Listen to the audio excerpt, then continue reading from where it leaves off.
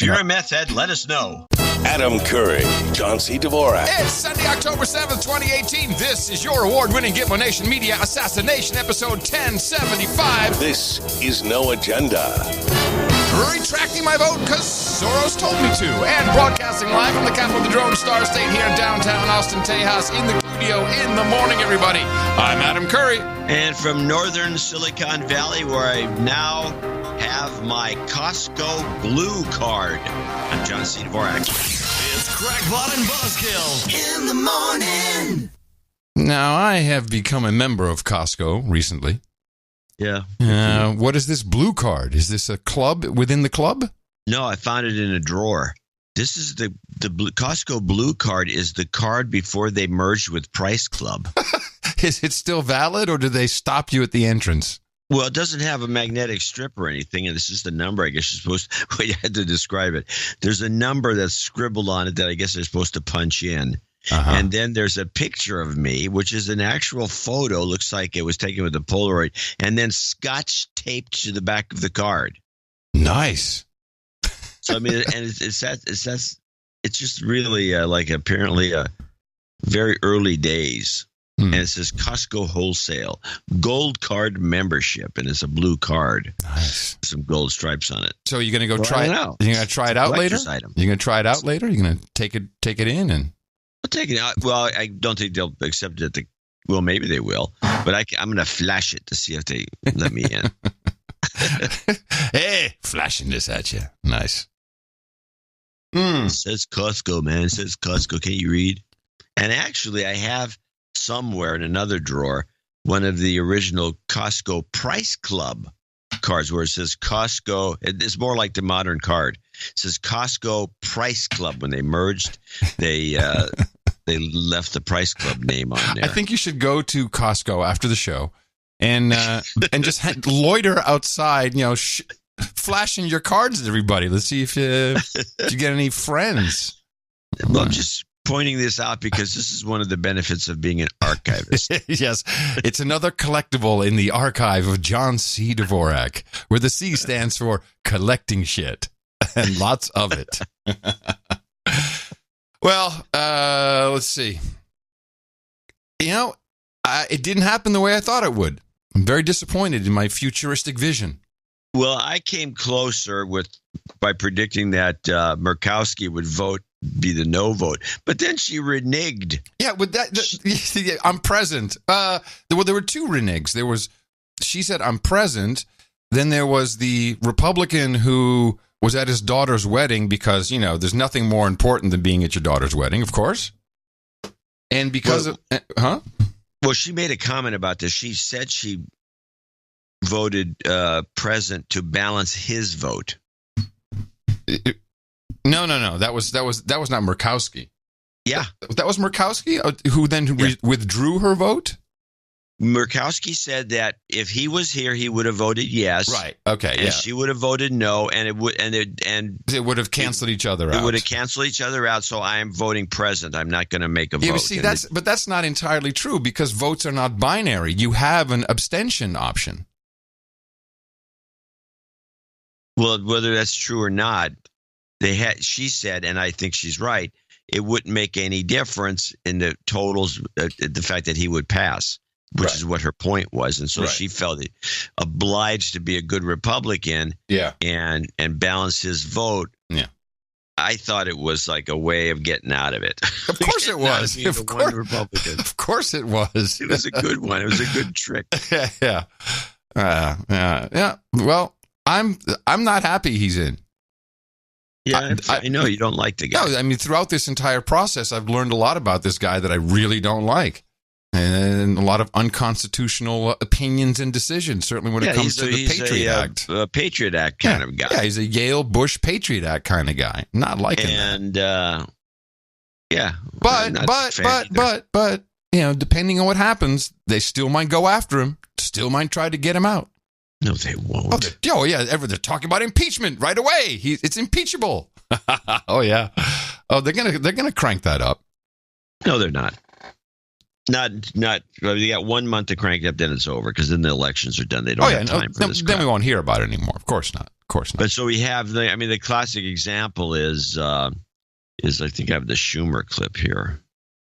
Where is this? This is Schumer went on and on about why this is a Kavanaugh-Schumer rap. Schumer goes on and on and on. He goes, one thing very well structured, and then he's no good because of this, and then he's no good because of that. But when he gets to the end of his little spiel, to wrap things for the Democrats, this is before the vote, right? His last little spiel before the vote. Yeah, they were intent on shrouding the truth because they knew that if the truth came to light, Judge Kavanaugh would be exposed as a truly flawed nominee. So, my colleagues, my fellow Americans, what is the appropriate response? Our country needs to have a reckoning on these issues, and there is only one remedy. Change must come from where change in America always begins, the ballot box. So to Americans, the so many millions who are outraged by what happened here, there's one answer: vote. If you believe Dr. Ford and other brave women who came forward. Yeah, he's channeling Obama with this. And you want to vindicate their sacrifice, vote. If you believe the Supreme Court should uphold women's rights, vote. If you believe the Supreme Court must protect health care and our pre-existing conditions that are protected now, vote. Does anyone in Senate or in the House of Representatives believe that this type of speech actually works? Well, I was going to ask you, it's funny you say that, because I was going to ask after he's done with this vote, does he think, worse than that, or more poignant than that, does he think anyone's actually listening to this? Well, that was the next point I was going to make. It was like, there's like 6,000 viewers of C-SPAN at any one time. I'm one of them. And the thing that bothers me is you have this, must have been 4 or 5 hours of, pontificating and speeches. Everyone's already set. They know what they're going to vote. They've got that in their heads. I don't think there's any last minute, I'm going to switch this. No, so it's all for the public's benefit, and you get this vote. Do something exciting, something to really fire us up. And most of the action was, and I haven't heard this in a long time. Every time there was they called someone's name for a vote, and the people in the gallery would start freaking out. That's uncommon for the Senate. Yeah, I put together a little series of some of them when they started to vote. I don't have too much. I only have like 3 or 4 put together. There's miscellaneous screaming. Because I put it. Oh, sorry. Wait, I put it together to try to hear what they were saying.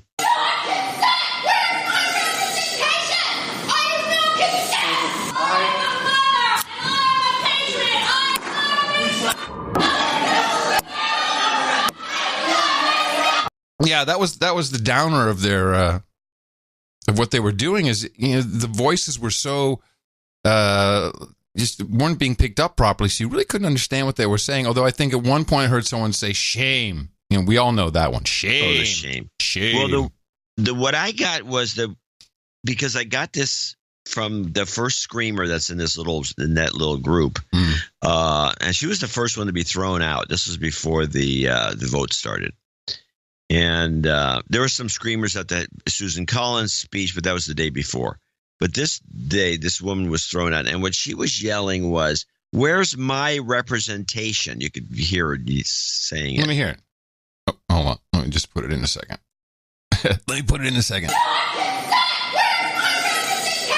Yeah, I could hear it now. Where's my representation? Yeah. And this connected to there was a flurry of women coming forward and screaming into a megaphone about their experiences that were all negative, right, with men. And one went on and on about this. Easy to forget what was going on because I got raped, a few weeks ago, and I can't remember it. And it went on and on. Or no, actually, none of them were actually. The women that I heard never got raped. They all got assaulted. Mm-hmm. And well, mind you, neither did Dr. Ford. She claims assault, not rape. A lot of assaults. And along with these women were these was one I didn't clip it because these women are just screaming. Is kind of boring and it sounds not good. But she was going on and on about representation, which I connected to this other one, maybe the same woman, and she said that we have hundreds of millions of people in this country and only 100 senators, and they're really going after the idea of our republic. Oh, let me tell you, I forgot to mention when I went dragging through Lake Austin with the former New York banker. We also talked about that, and he's all in on this. Yeah, this is crazy. Why does Wyoming have 2 senators? I'm like, are you kidding me? Yes, this is exactly what they're saying. And I said, that's so the mob doesn't rule, so California doesn't tell us what to do, or they gang up with New York. And no, he said, well, that's just dates back to racist times with slaves. I'm like, wow. There were no what racist times with slaves in Wyoming? No, about the 3/5 of a human being for a vote. No, it doesn't. No. It's totally unrelated. I know, but that's what came out of his mouth.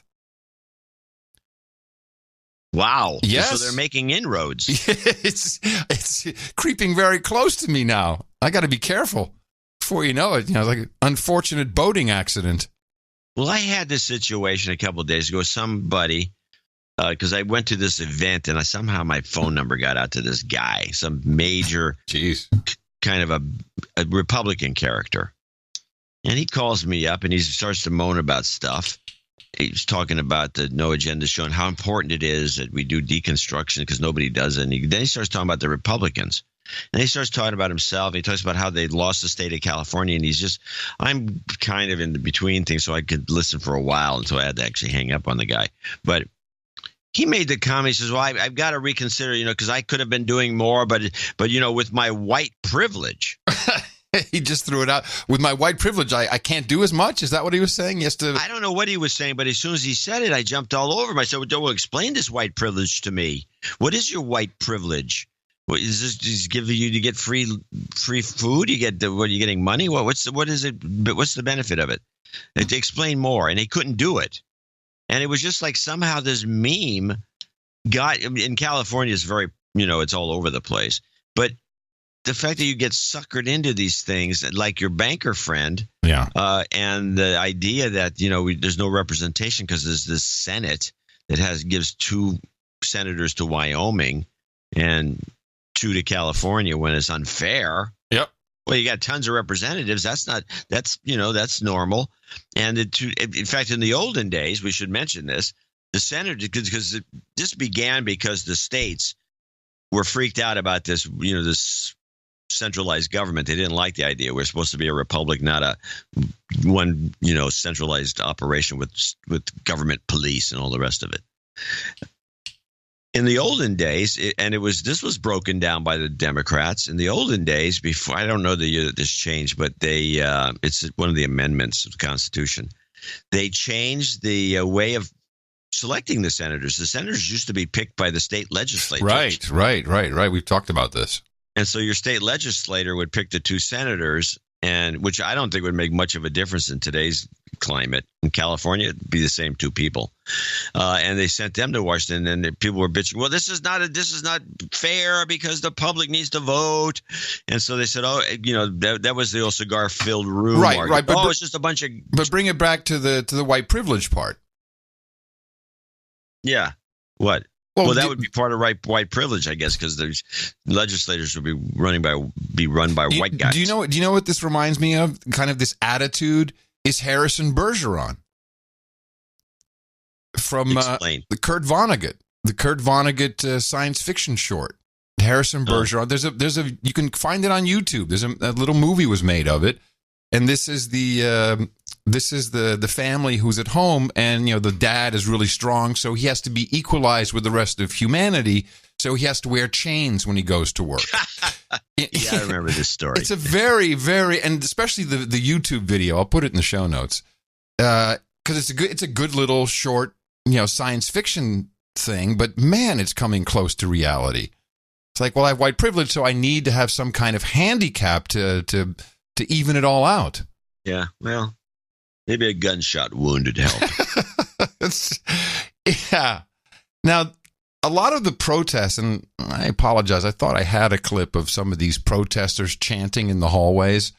And what I found interesting is everywhere on the social nets, the Sosh Nets, I pretty much really only monitor the Twitter.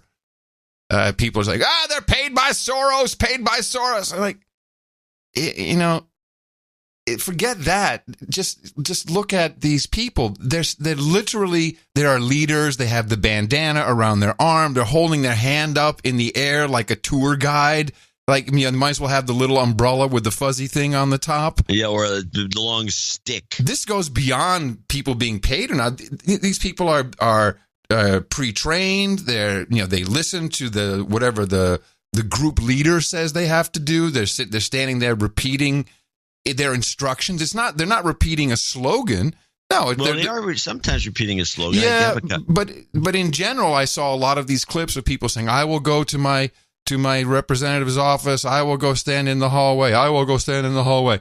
Yes, this is organized protest and completely ineffective. But it's the idea of Soros is seeping pretty deep. If you go back to the Jeff Flake elevator confrontation, apparently this woman works for some nonprofit that is Soros funded, and she makes $1 million a year. Fine, whatever. But it is seeping into people's minds. Here's the money, honey. On here, Senator. I mean, with Grassley. You've had people thrown out of restaurants. You've had people shamed and criticized online, and obviously protesters in your face. First off, do you believe George Soros is behind all of this, paying these people to get you and your colleagues in elevators or wherever they can get in your face? I have heard so many people believe that. I tend to believe it. I believe it fits in his attack mode that he has and how he uses his billions and billions of resources.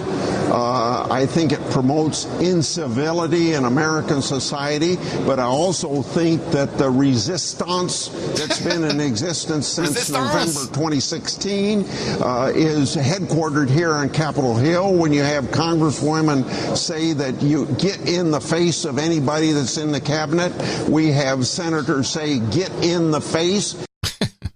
So even Grassley's starting to, that damn Soros, which of course ignites an entire, you're not just old white men, you're anti-Semites. That's what you are. You hate the Jews. We're spiraling very, very fast. You know, Maria Bartiromo is a member of the Council on Foreign Relations. Of course she is. She's She's the money honey. She's a member of it. She can go wherever she wants. She walks on water. So I do have a couple of ISOs that I want to get out of the way. Okay. You said the chanting and stuff. Oh, okay. I realize that I have one good one and the rest of them are crap. But I have two different boos. Yeah, all right. I'm going to try. Not bad. Next one. That's a good one.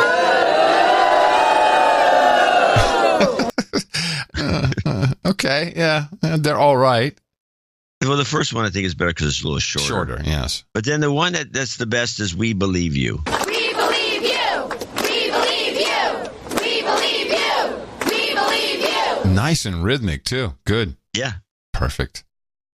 The most disappointing outfit during this whole saga has got to be the American Civil Liberties Union, who I supported for many years, and was it maybe a year and a half ago? Yeah, when they tried to scam you. Yeah, I was just calling up and saying, Trump's going to kill you. I said, this is not what you do. This is not what the ACLU does. Stop organizing protests. That's not what you're supposed to do. I really like the original mission of the ACLU. And then they came out with this ad. This is before the vote, with some interesting, tying Kavanaugh into an interesting group.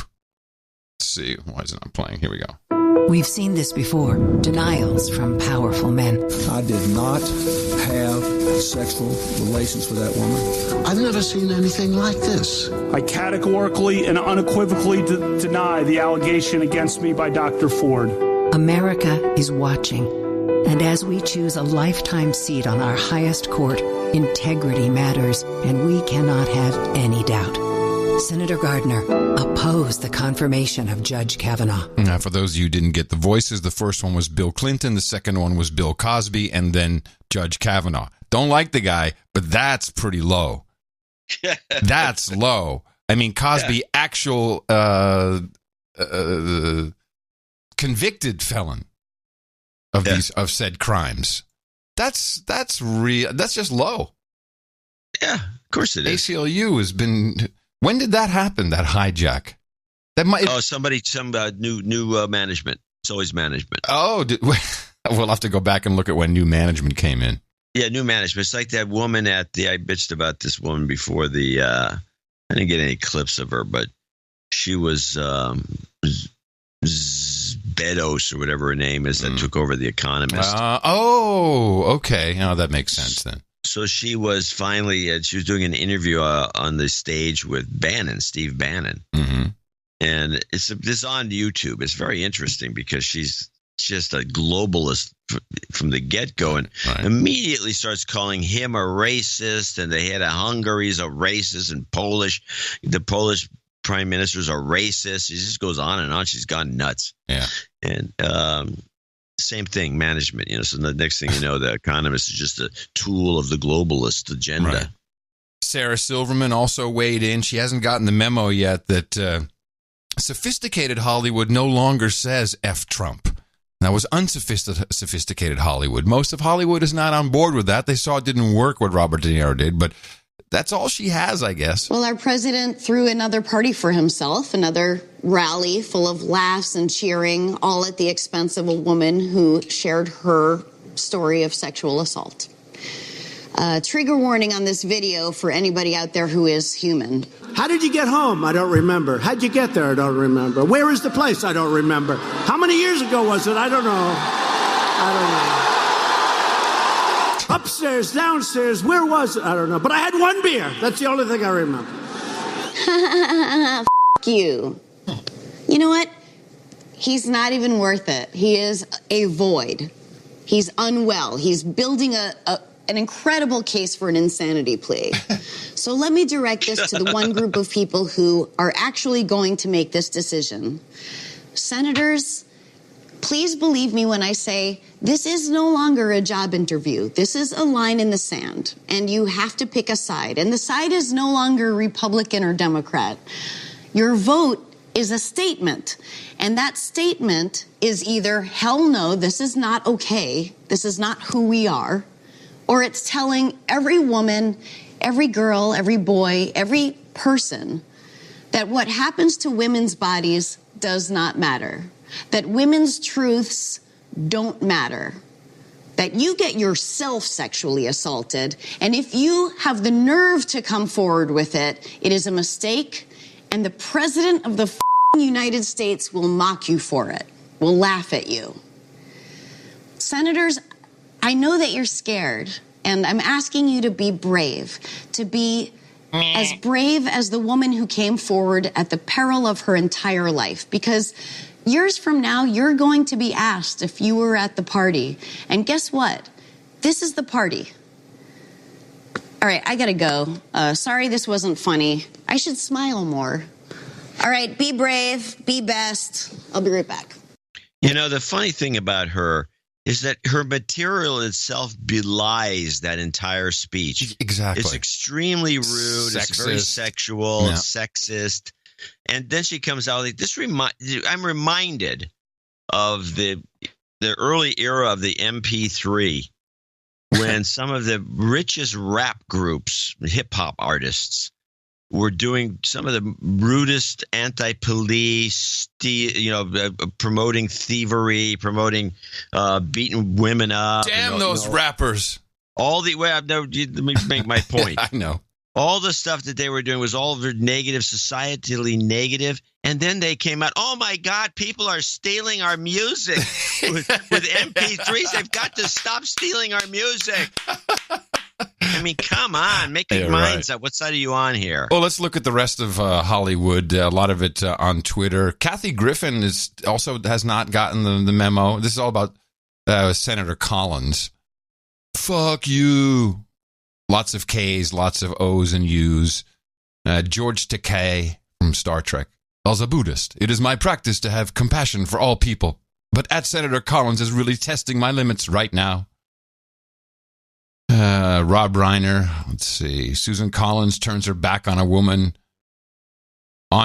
who have been traumatized by sexual assault. Elections have consequences.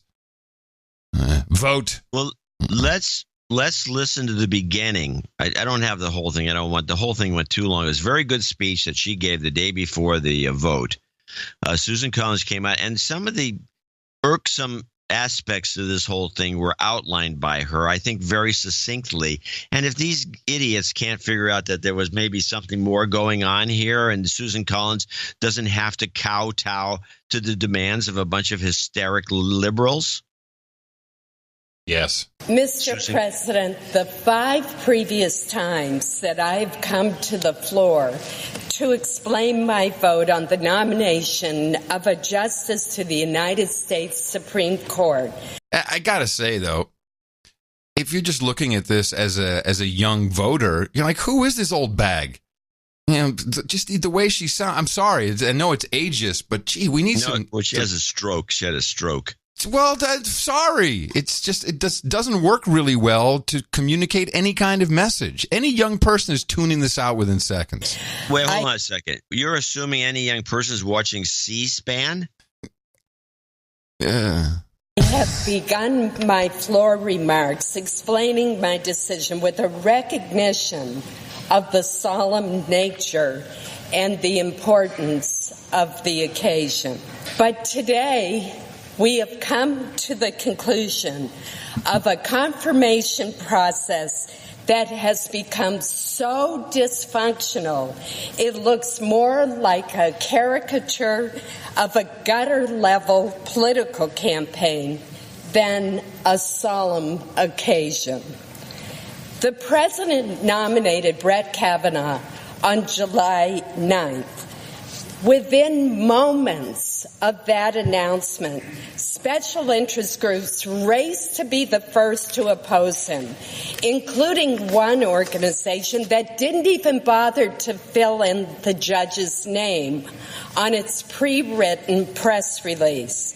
They simply wrote that they opposed Donald Trump's nomination of XX to the Supreme Court of the United States.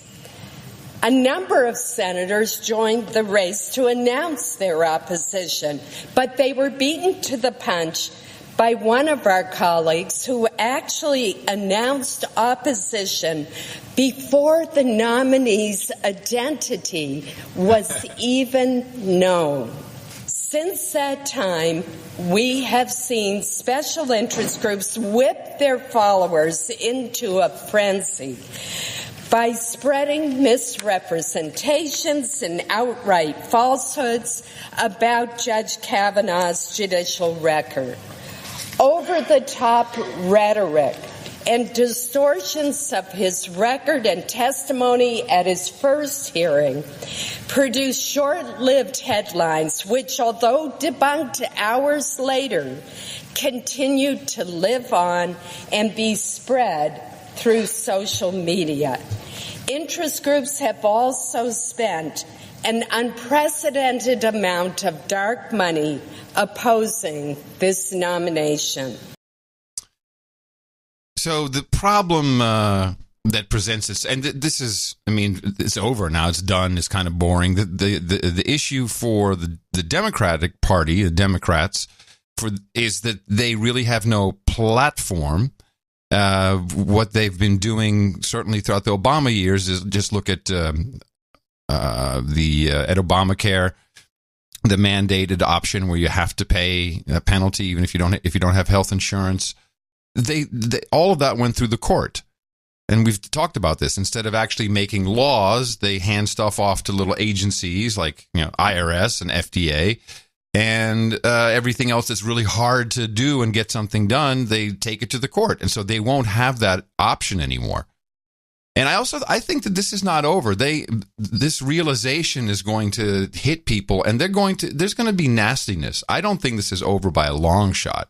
I think it's over. No. And by the way, to answer your question, where today's kids get their news from, here's a commercial. Smart news. I was only watching news I agreed with. I was only getting news from social media. Now, I use Smart News. It has news from all sides. I trust Smart News. Download Smart News for free today. Woohoo! Free! It's free! What could go wrong? It's free Smart News. It'll be just fine. Particularly fun in this episode is I'm seeing blame shift for this loss towards Michael Avenatti, Stormy Daniels' lawyer, who, of course, came with a third accusation last minute of gang rape and facilitation of gang rape. Here's Chuck Todd on Meet the Press, I guess. It's probably the best thing to happen to Brett Kavanaugh, isn't it? I mean, all these Democrats that have been flirting with him, they've got to really be embarrassed. Look how quickly when Susan Collins in that speech got to the sexual assault allegation portion of the speech. Look how quickly she moved to the Michael Avenatti role in all of this. If this had been something over the last week to 10 days where you had the testimony from Christine Blasey Ford, you had the questions that arose from that, and that was the issue that was being litigated in sort of the court of public opinion when it came to sexual assault, I wonder if this would have played out any differently than the Michael Avenatti circus comes to town, and it just changes the nature of the debate. It changes the terms of the debate. It diluted Dr. Ford. Whatever you might think, it did sort of... Something about Michael Avenatti might have cheapened. It was also the whole thing. Oh, we'll see how he does now. He's running for president, you know. Yeah. Well, that's what I forgot what we had. I think it was another Bannon clip where he was promoting these losers to run against Trump. Oh yeah, the thing is that Avenatti guy, he could beat Trump. Yeah, sure. But it has been a very strange time. I've spoken to many women, a lot of women. I'd say it's not uncommon for a lot of women in Texas to be on the side of, wow, we got to be careful with these accusations because, I feel bad for men now. And this is not, we got to be careful with this. And I have to say, I found myself properly trained as a man of the white color and old age, to not even think that way. I don't know if I was just like, wow, you're actually saying that out loud. I mean, and I heard a lot of women saying this. Yeah, but why would you think that way? You're expressing the way a woman thinks. Right, but that it would be the general way men would think, but I think we've been already trained. I think it's all to think how? To think that it's just shut up. Just shut up. It's your fault. Just shut up.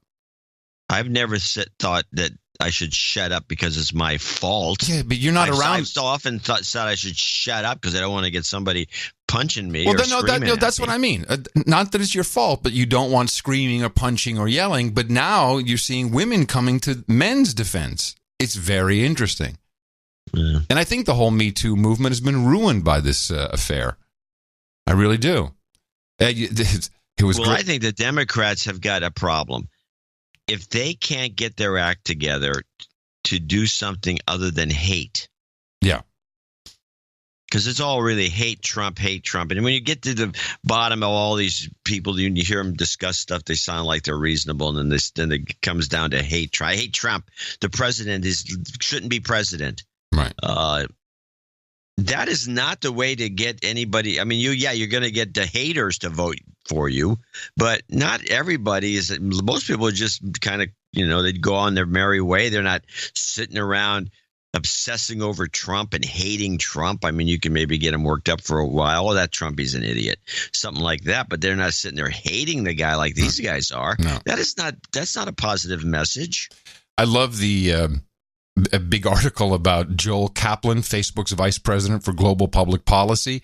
He's a friend of Kavanaugh's for 20, 30 years. Must be a boofer. And he was sitting behind Kavanaugh during his finest hour. And Facebook people, just the employees went nuts. They had to send internal memos and, this is obviously, here, Mr. Kaplan's show of support for Mr. Kavanaugh. Yeah. So nobody can show support? No, Mr. Kaplan believes. Let's see. So a guy can't have his own opinion about things at Facebook. Everyone has to think lockstep the same way. Here's the email that went out. Our leadership team recognizes that they've made mistakes handling the events of the last week, and we're grateful for all the feedback from our employees. That was a mistake, they say? Just some guy standing up for his buddy? Yeah. How's that a mistake? It is, apparently. I would like to know, I've been trying to figure this out. Silicon Valley, which I've been covering since the late 70s, used to be kind of a Republican stronghold. And there's a number of famous congressmen that came out of there were Republicans. Somewhere along the line, it switched to Democrat. And it's only recently, because when the Democrat took it, and it has to do with Google and Facebook. No, take it back. Go back further. Obama was going to be the internet president, if you recall. And WhiteHouse.gov is getting a complete makeover. It's going to be cyber. He's going to be on Twitter. He's going to be on Facebook. And they used Facebook quite extensively for his little database there. I shouldn't say little, for his database. Remember, it was all about this is the internet president. Because, that was the white kids. Because, the white kids like, well, he's black, so, we'll give the other kids that. But he's going to be the internet president. So he'll be our president, too. And I think that's when it really started. And, look, people from Google were running the country's technology as the chief technology officer of the land. That's when it happened. And that's when my uncle, lifelong Republican, also became a Democrat and voted for Obama twice. A Bush guy. Also a company guy, which fit right in line with Obama. But I think that's when it started, John. So you're looking at 10 years. Then. It may have started before. I just find the whole thing peculiar. And then, of course, they all have to move to San Francisco to ruin it. Yeah. And which makes no sense to me. They were all these companies are really headquartered Redwood City, Menlo Park. Now there's good and bad. There's good and bad with the techers being in San Francisco.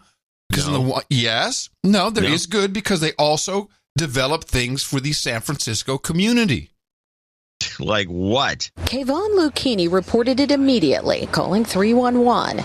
A man south of Market using the sidewalk as his own personal toilet. I wasn't there the next day. He was relieved the city responded to the service request fast and knows about the SF311 mobile app, but says it's an ongoing challenge. I want a solution where I can literally just pull out my phone, take a picture, and press send. Sean Miller came up with Snapcrap, a mobile app that he says offers fewer steps than SF311. Yes. You have to add a comment, you have to select an object, all that sort of thing. My app is specifically for street and sidewalk cleaning for human and animal waste. It has autofill and location. He says initially there were some jokes about the subject matter, but they also saw it as serious. He's seen waste problems in his own neighborhood. Which is notoriously filthy, right? So seeing this every day, I just got really frustrated. Now, the app was just released a few days ago. It does have a 311 dial feature. We couldn't get that to work on our phone. He tells us he is looking into that, though, and making some updates. Now, Public Works says that they get about 10,000 requests for cleaning per month in San Francisco, and about 1,300 of those are related to human or animal waste. Oh. Yeah, the Snapcrap app. Snapcrap. Fantastic. Yeah, you're right. The tech community has done wonders for the city. They are helping you out with your community. I mean, not only that, but they create the problem because the Twitter folks were the ones bitching and moaning about the public toilets near their offices, figuring that's what's attracting the homeless and making their lives miserable as they walk to their cars or Uber pickups. And so they got rid of that. So people started crapping in the street to an extreme. It's now become a big thing. So they create the problem and they solve it. Yes. Now you're catching on. Silicon Valley is a solution looking for a problem. Elizabeth Warren lost no time, though. As you know, I donate to both the Democrats and the Republicans during the cycles to get on the mailing list. Oh, and so you get to chip in mailers. You want it? I wish I could do her voice because this is a real gem. I'll just be blunt. We lost a really tough fight, and it hurts. I'm not going to sugarcoat anything and tell you everything's going to be fine. What happened today will touch every single person in this country in some very real and terrible ways. But it's okay to step back for a minute. Take a breath.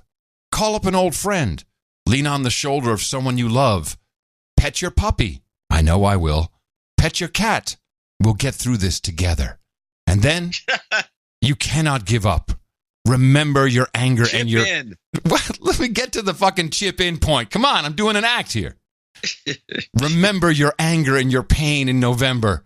If we don't like being powerless, then we need to win power and do it now. We are not victims. We are strong.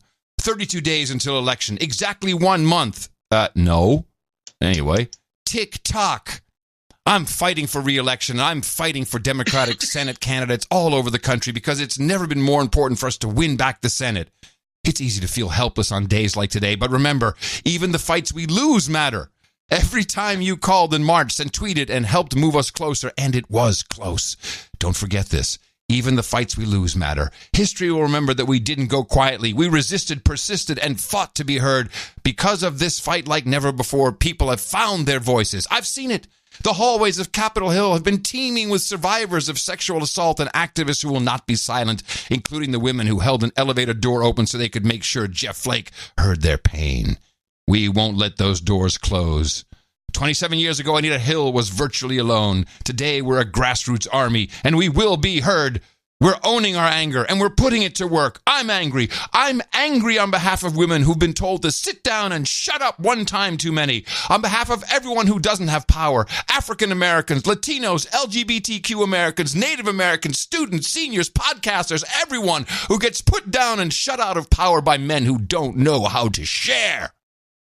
And make no mistake, this whole sham of a confirmation process has been about power, powerful men helping powerful men and hijacking our democracy.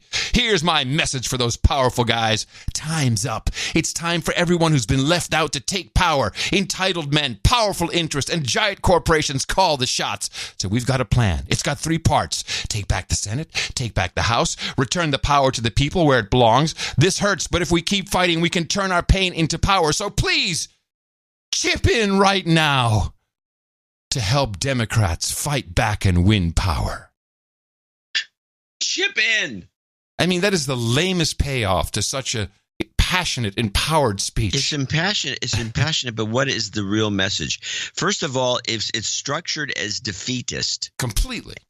And so it's a defeatist message, which has got to – I don't know who's writing this stuff for these people.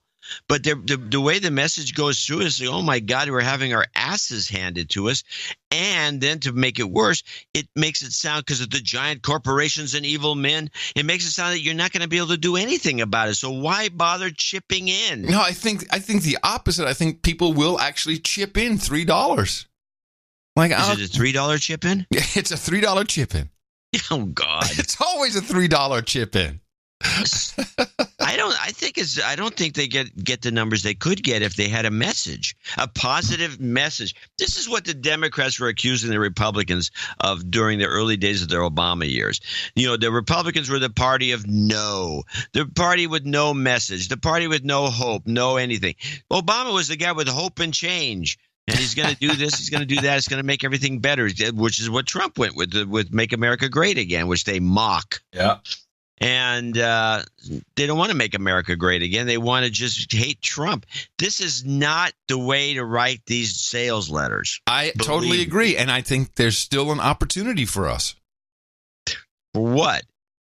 You know, to go into the business of writing better newsletters for these people. We could not get anywhere with them because we don't hate Trump.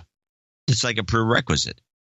So we're looking at your resume here. I don't see any evidence that you hate Trump. I have this clip from your podcast. Yeah, it sounds like you're Trump apologists. I did a tweet showing it was a very good little video that I guess the Trump people produced. They were in this one. They were in one of the recent speeches, not Kansas, but the one Mississippi. They're in Mississippi, and they got this auditorium filled to the gills. There must be 25,000, 30,000 people stuffed into this place, full.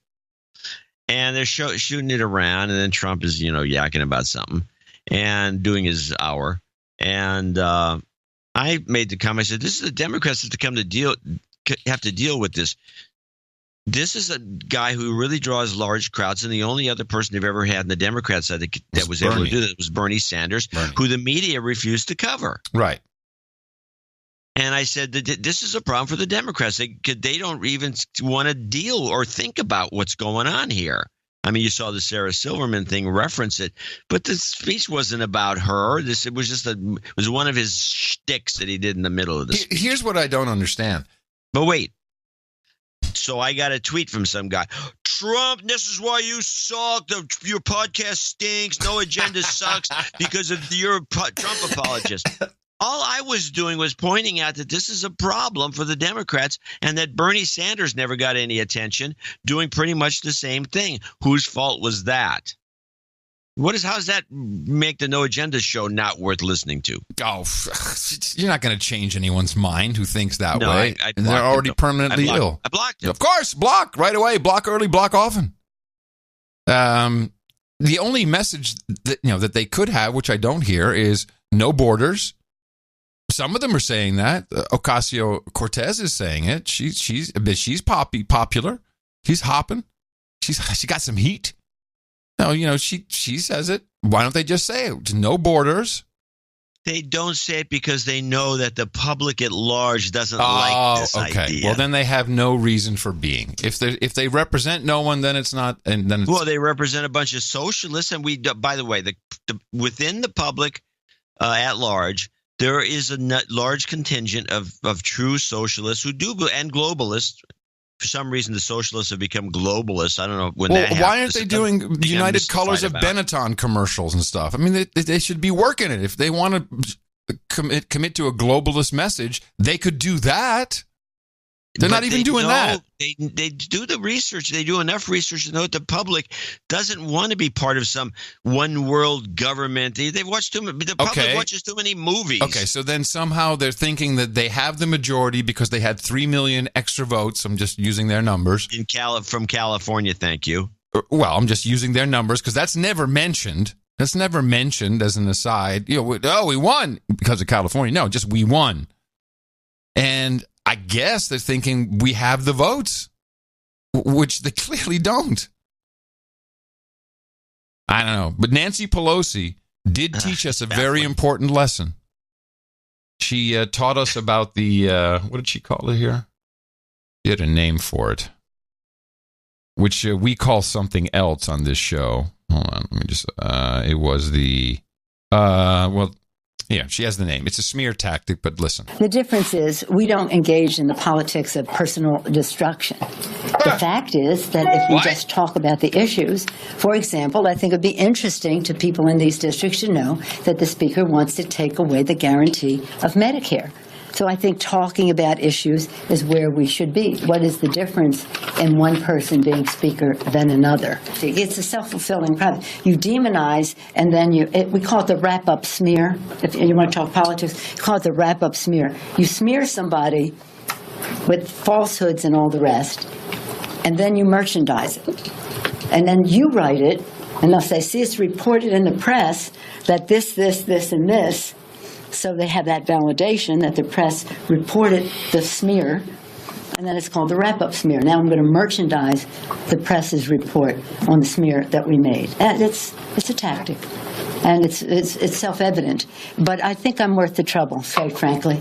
I love the fray. I'm not disrespectful of people's views. I respect any positive things that people want to say, or even negative, as long as it's constructive. The wrap-up smear. Yeah, very nice. The wrap-up smear. That's what that's the old CIA. That's what trick. the CIA does. Yeah, well, FBI as well. We know that now. Yeah, the FBI is like, hey, you get a smear out there. I think you need to add social media to the mix because that's what really makes the cycle spin fast. And that's why we're on high spin cycle. Once we backed up the M5M to the Sosh Nets, you got some perpetual motion going. That is your physics lesson for the day. It would still be useful if the Democrats had a positive message about something. They can't do what they want. I don't know what they can do to, and this nonsense about, that we're trying to get rid of Medicare and all the rest of it is it's not accurate. It's going to be an interesting election. I don't, I think, and I said this in the newsletter, that if they don't make a big if the Democrats do not make an impact in the upcoming election, I don't know what they're going to do and how it's going to go, because it's going to be one of those pathetic situations that we had this going on similarly during the Bush administration. Mm-hmm. And the Democrats seemed to never get anything going until Obama came along. And it was only Obama's, his skills. He has a lot of skills, and he was a natural. I don't think he did anything good for the country because he wasn't an experienced enough person. He didn't ever work for a living. He's just a community organizer guy. He had a good speaking voice. And timing. Timing's outstanding. And he surrounded himself with women, had his mother-in-law living in the White House. It was kind of strange. And then Susan Rice and all these other, he was pushed around by females. Susan Rice? She was there. Susan Rice was living in the White House? No, his mother-in-law was living in the White House. But Susan Rice was one of his advisors and all. Valerie Jarrett. They're all women. Yeah, true. And so it had a different kind of a feel to it than you have now, which pretty much, I'd say, I can't say they're stronger women because those other women. Apparently, Susan Rice is going to run against Collins. That's what I thought. She's not even from Maine. So we have switching gears. They're carpetbaggers, these Democrats. Yeah. Yeah, I'll move to Maine for a month and then run. So we have that's what Hillary did. I mean, what is wrong with the Democrats? They can't even field somebody from their own community. There's other things happening in the world. And specifically, there's millennials happening in my house. Oh, we need some reports. Yes, we have Austin City Limits this weekend and next weekend, which is a very large outdoor festival. And they have multiple stages, and they have big headliners. And the headliners do the one weekend, and they come back and do the next weekend. Paul McCartney is our big headliner this year. And he's getting around. He is getting up with him. Well, he's got another album out. He's writing new songs, and he's digging it. And he has a huge millennial following. It's kind of the Bernie grandpa factor. They love him. And also what was that movie that I think we talked about it? It's oh my gosh, it's a movie that has a lot of Beatles songs in it. All the kids love it. All the millennials are talking about it. It was out maybe 5 years ago. No, maybe the troll room will come to me. It's like across the universe. That's what it's called. Never heard of it. We've discussed it on the show. It's a very good movie. Across the universe, and it's a young hip movie, but it has all Beatles songs in it. Yeah, I don't want to give away the plot. But anyway, so Elise is here. Plot? It has a plot. Elise is here, and she brought two of her friends. And now Tina unfortunately had to go back to Chicago to be with her sister. So I'm here with the gaggle of what is it? What do you say? Like a gaggle, but millennials. Do we have a term for a? Yeah, a hen house. No, it's not a hen house. Thanks. Hope they're not listening. By the way, they're not. Of course not. So I'm mining them for information. Because I need to learn. I need to learn a lot. And I did learn a couple things. Now, what's great about this old fart keep asking us stuff. He's got nice hair. I'm going. He knows. He met Paul McCartney. Tell us the story about when you met Paul McCartney. I got that one. Did you meet the real Paul McCartney? Did you read this guy? Oh no, the standing guy. Yeah, it was. Okay. It was 1984, so I'm pretty sure it was the standing guy. Yeah. By then, it was the new Paul. Yeah, that works. Yeah, so I like the new Paul, and I met Linda. He may actually have had more talent than the original. And I met Linda too. Yeah. Well, she knew, but yeah. Oh yeah. Of course she knew.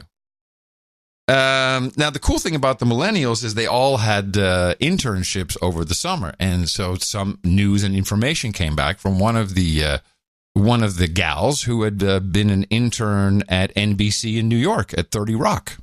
Oh, nice. And I got this info specifically for you. Fallon, extremely high maintenance, total drinker during the day. Yeah, well, that's what everyone says. Well, the drinking part we knew, but I didn't realize he was high maintenance. Apparently, it's like really, really high maintenance. So at the page level. No, intern. That's lower than page. Oh, yeah, right. Sorry. At the intern level, which is lower than page, this is discussed. So it's a known fact. Yep. And Kate McKinnon. It makes them high maintenance. Kate Is there any McKinnon. examples? Just that everyone I is... want a bath with Evian water. That idea. Everyone's tiptoeing around, has to make sure that anything he wants is taken care of. And, of course, that's what the interns are sent off to do crazy shit for Jimmy. Yeah. Well, that can't be good for the network. Kate McKinnon. So our millennial intern, I guess she does coffee. Makes sense. Does coffee. And she's in the kitchenette making coffee. Kate McKinnon, who is fabulous actor, comedian. She's from a very, Saturday Night very Live. talented person. Very, very versatile. Her latest one is Lindsey Graham, which I think she does incredibly well. She literally made her coffee over the intern. Just moved right in front of her and just started making just like as if she wasn't there. I can see that. Same goes for Pete Davidson, also very weird dude. Huh. But then... Tell her there's a book in this. I think she wants to break into show business. That's not really the way to go. Or maybe it is these days. You never know. It's hard to say. So then we were talking about Sosh Nets, and these kids are all pretty much on one social network only. They have Twitter, that's where they get their news. Although that's ending because, the Smart News app will take that market. Smart News. Smart News. It would be great Smart News. It'd be great if Trump did that. And I've started a new division. It's called Smart News. So they're all on Instagram. Instagram is all what it's about. And I wanted to share something. And it actually took me down an interesting path. But first, the news story about what's going on with the Insta. There's another big story happening at Facebook, which is that some of the big names are leaving. The two founders of Instagram just left Facebook after differences with Mark Zuckerberg about how to run Instagram, which Facebook acquired back in 2012. The WhatsApp co-founder also recently departed Facebook. Facebook bought WhatsApp for $22 billion back in 2014. What's going on here? Yeah, so these are two different stories, obviously, but they have some crossover and some similarities. One of the interesting things about Facebook is that it's one of the only big platforms that truly requires you to present as who you are.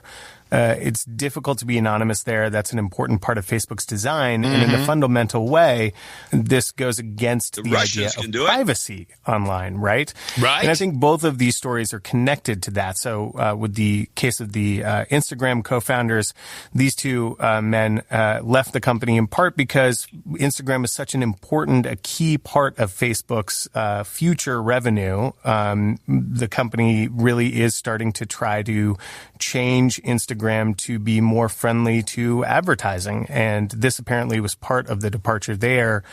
When it comes to WhatsApp, it's another sort of unique story, but again, it's about privacy and about the founder kind of having different ideas than Mark Zuckerberg and Facebook about what WhatsApp should be used for and how it should make money. So this was part of the conversation. By the way, I say the gals, these millennials, but they're all 21 and these are young women. So they come and go as they please, and they love talking to a guy like me because I'm kind of laid back. It's like I buy them alcohol. Nice hair. I buy them alcohol. I got stories. I'm smoking weed. So we start talking about other things going on in college. You want to interrupt? Go ahead. Yes, I do. I want to first preface this whole thing that you're going to go into with the fact that these guys always quit. No company gets bought out. I don't care who it is. I've never seen one happen where a guy sticks out, unless he gets to take over the other company, which is usually never happens. It does happen, but rarely. Yeah. It's like you're there and you have a contract that when you buy Instagram, you have to work there for 2 or 3 years. I can guarantee that the end of their contract is just about the same day they quit. They quit because they don't have to work there anymore. They got billions of dollars in the bank. Why should they be taking orders from Zuckerberg? And the same thing with the other guy. I mean, these guys, this is what you do in Silicon Valley. It's not like a statement. Yes and no. The guy didn't. One of the two founders did make a statement by saying, "You know what? I'm leaving now. I know that if I'd stayed the final year, then $850 million of a stock would have vested." Said, but yeah, I'm just going to leave that on the table. It's so bad, I want to go. So he did not want to. He has billions, but he did not want to stay despite another $850 million on the table. Chump change. Yeah, chump change. It's like what dropped out of my pocket. But the reason why I found this interesting is I'm pretty sure that a lot is going on with Instagram. I watch the behavior of people using Instagram incessantly. I mean, I am leering over airplane seats. I'm the first one to stand up when we've arrived at the airport because I want to see what everyone's doing on their phones. And a lot of it is, what did I miss on Instagram? Not like I landed safely, like the old days when you had text message, SMS, landed, made it, I'm still alive. No, now it's, let me check, let me see what's going on Instagram. And Instagram is one of the few, if not the only social network, and I have to say in this case, it's really about the application, that if you say, have you ever clicked on an internet ad, women in particular will say, oh yeah, on Instagram. And they have creation tools for people to do these Instagram stories and, put your little stickers and hoo-ha and stuff over it. And it's an obsessive system, and people really, really, really dig it. And this is where the conversation turned to Adderall, Vyvanse, and the 10 other products, at least by different names that have the same structure, mainly amphetamine. And make no mistake that amphetamines are exactly the same as methamphetamine, except for the meth part. Just one little extra molecule, one little element that's not in there. It's just different. But it's the same. It does the same to your brain and to your heart and to your system. Yeah, unhealthy. It's not necessary, but everybody is on it. If you have a prescription, you're selling. If you don't have a prescription, you're buying. And it ranges between $2 and $7 a pill. And there's this, it is not seen as a drug. They are open about the transactions in Facebook groups and also on Instagram. Like, need some Addy.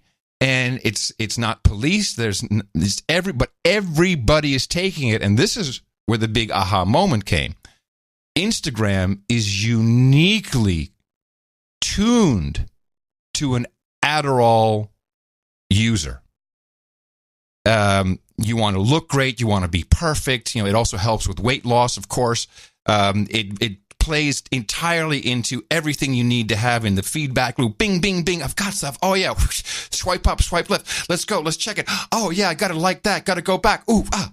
And they all agree. They said, yeah, it's as if Adderall was made for Instagram. I would say Instagram has been fine-tuned for the Adderall mind. And those two together is, I think, a very toxic combination. And so while I'm researching this, turns out there's a documentary on Netflix about this very topic. It's called Take Your Pills. Here's the trailer. I learned about ADD after being on the medication. I didn't know what it was. All I knew was for school. And then when I got here and I was like, holy shit, everybody takes Adderall. Everyone.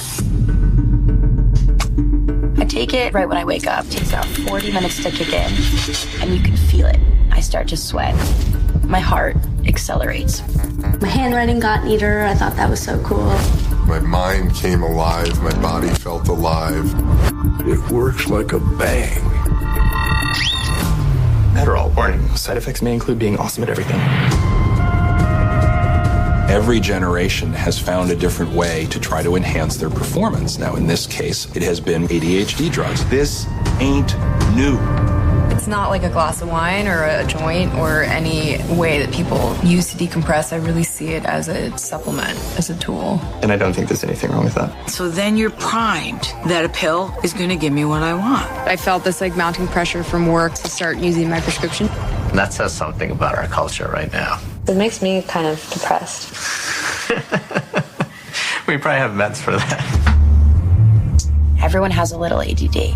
No, we have distractions, but not everyone has a brain that functions like somebody's with ADHD.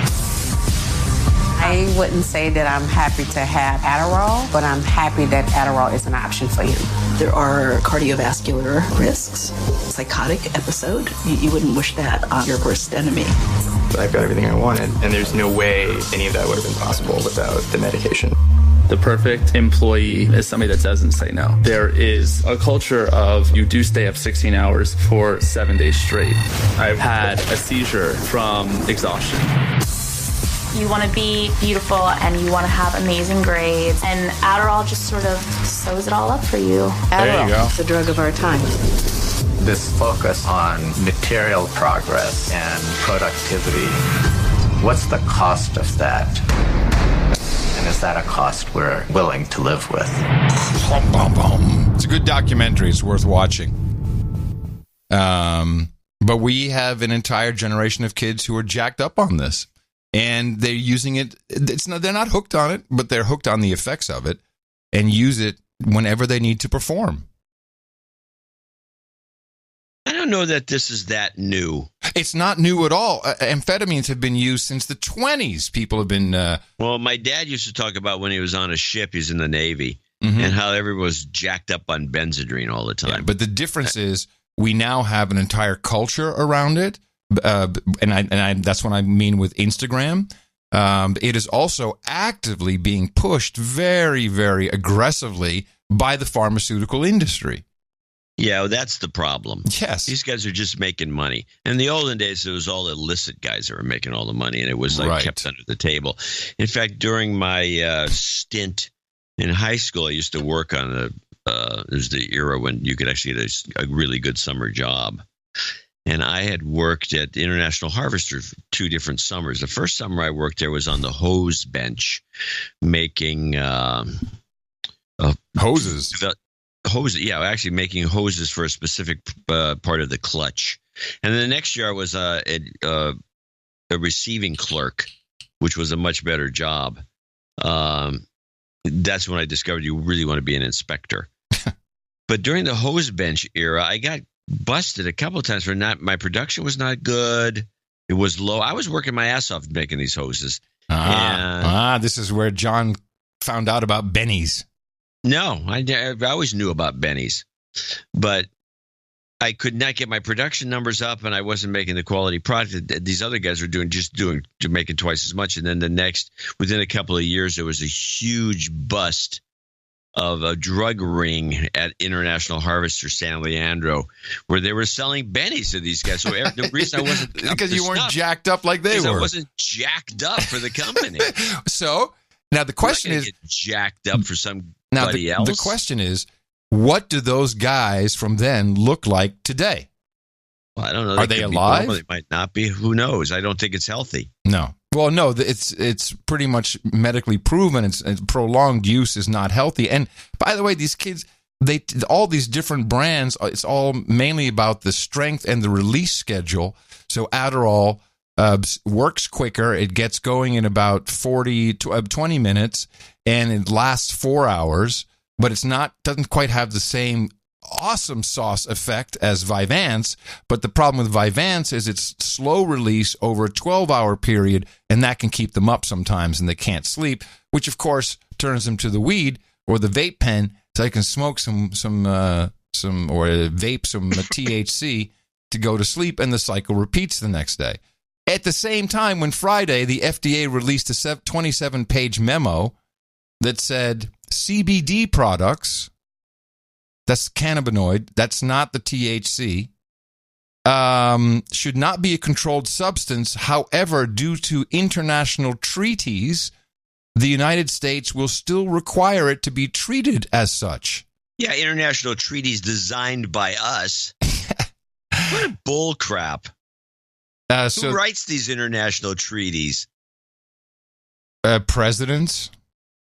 Presidents of the United States. Yeah, international treaties. The letter was written. You look into the background of this international treaty, which apparently Portugal doesn't abide by. I think as Ecuador or Paraguay, one of these countries in South America, doesn't go for it. And I guess Canada, what are they going to do?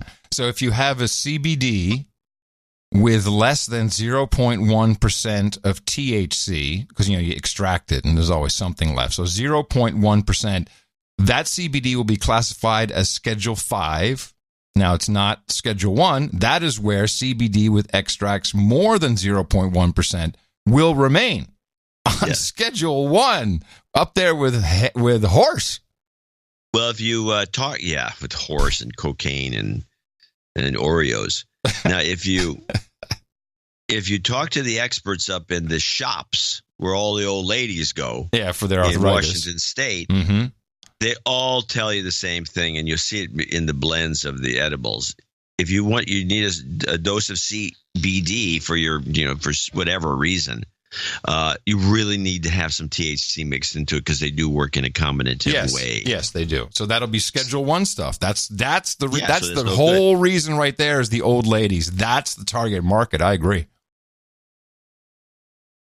Well, the old ladies eventually will put their foot down on this stuff, and they'll vote. It's mostly the Democrat. In this case, this is a good topic for the Democrats to get into. Right. Democrats are the old ladies, and they're the ones that should be promoting the legalization of this. There's a lot of good topics that Democrats, besides open borders and a couple of other minor issues and hate Trump, they could find stuff to talk about, but they refuse to do it. Yeah. Curious, but it is true. So that's the report. The combo that to me was the most interesting was the combination of Instagram and the amphetamines. So that's what you got out of the girls? Did they give you a couple vials? I can get a couple pills. They wouldn't just give it to me. No, they got to sell it to me. They're not going to give it to me. Like, hey, old man. A couple of Gee Whizzers for I'm like, hey, I'm going to do $7 a pop. I'm going to do the show now. Hit me up. Hit me up with some Adderall. Can you imagine? These girls are all high the whole time they're there? No. They only need it when they need to perform. Okay. And with that, I'd like to thank you for your courage and say in the morning to the man who put the C in CBD, John C. Dvorak. In the morning to you, Mr. Adam Kerr. Also in the morning to ships and sea boots to the ground. Feet in the air, subs in the water, and all the day out there. Time for your Adderall. And in the morning to the troll room, noagendastream.com. Looks like we have some kind of issue with the web chat today. Apologies for that. But we still have mucho people tuning in, which is always nice to see as we do the show live on Sundays and Thursdays. At 11 Central Time, 9 Gitmo Nation Pacific Time. Also in the morning to Cesium 137.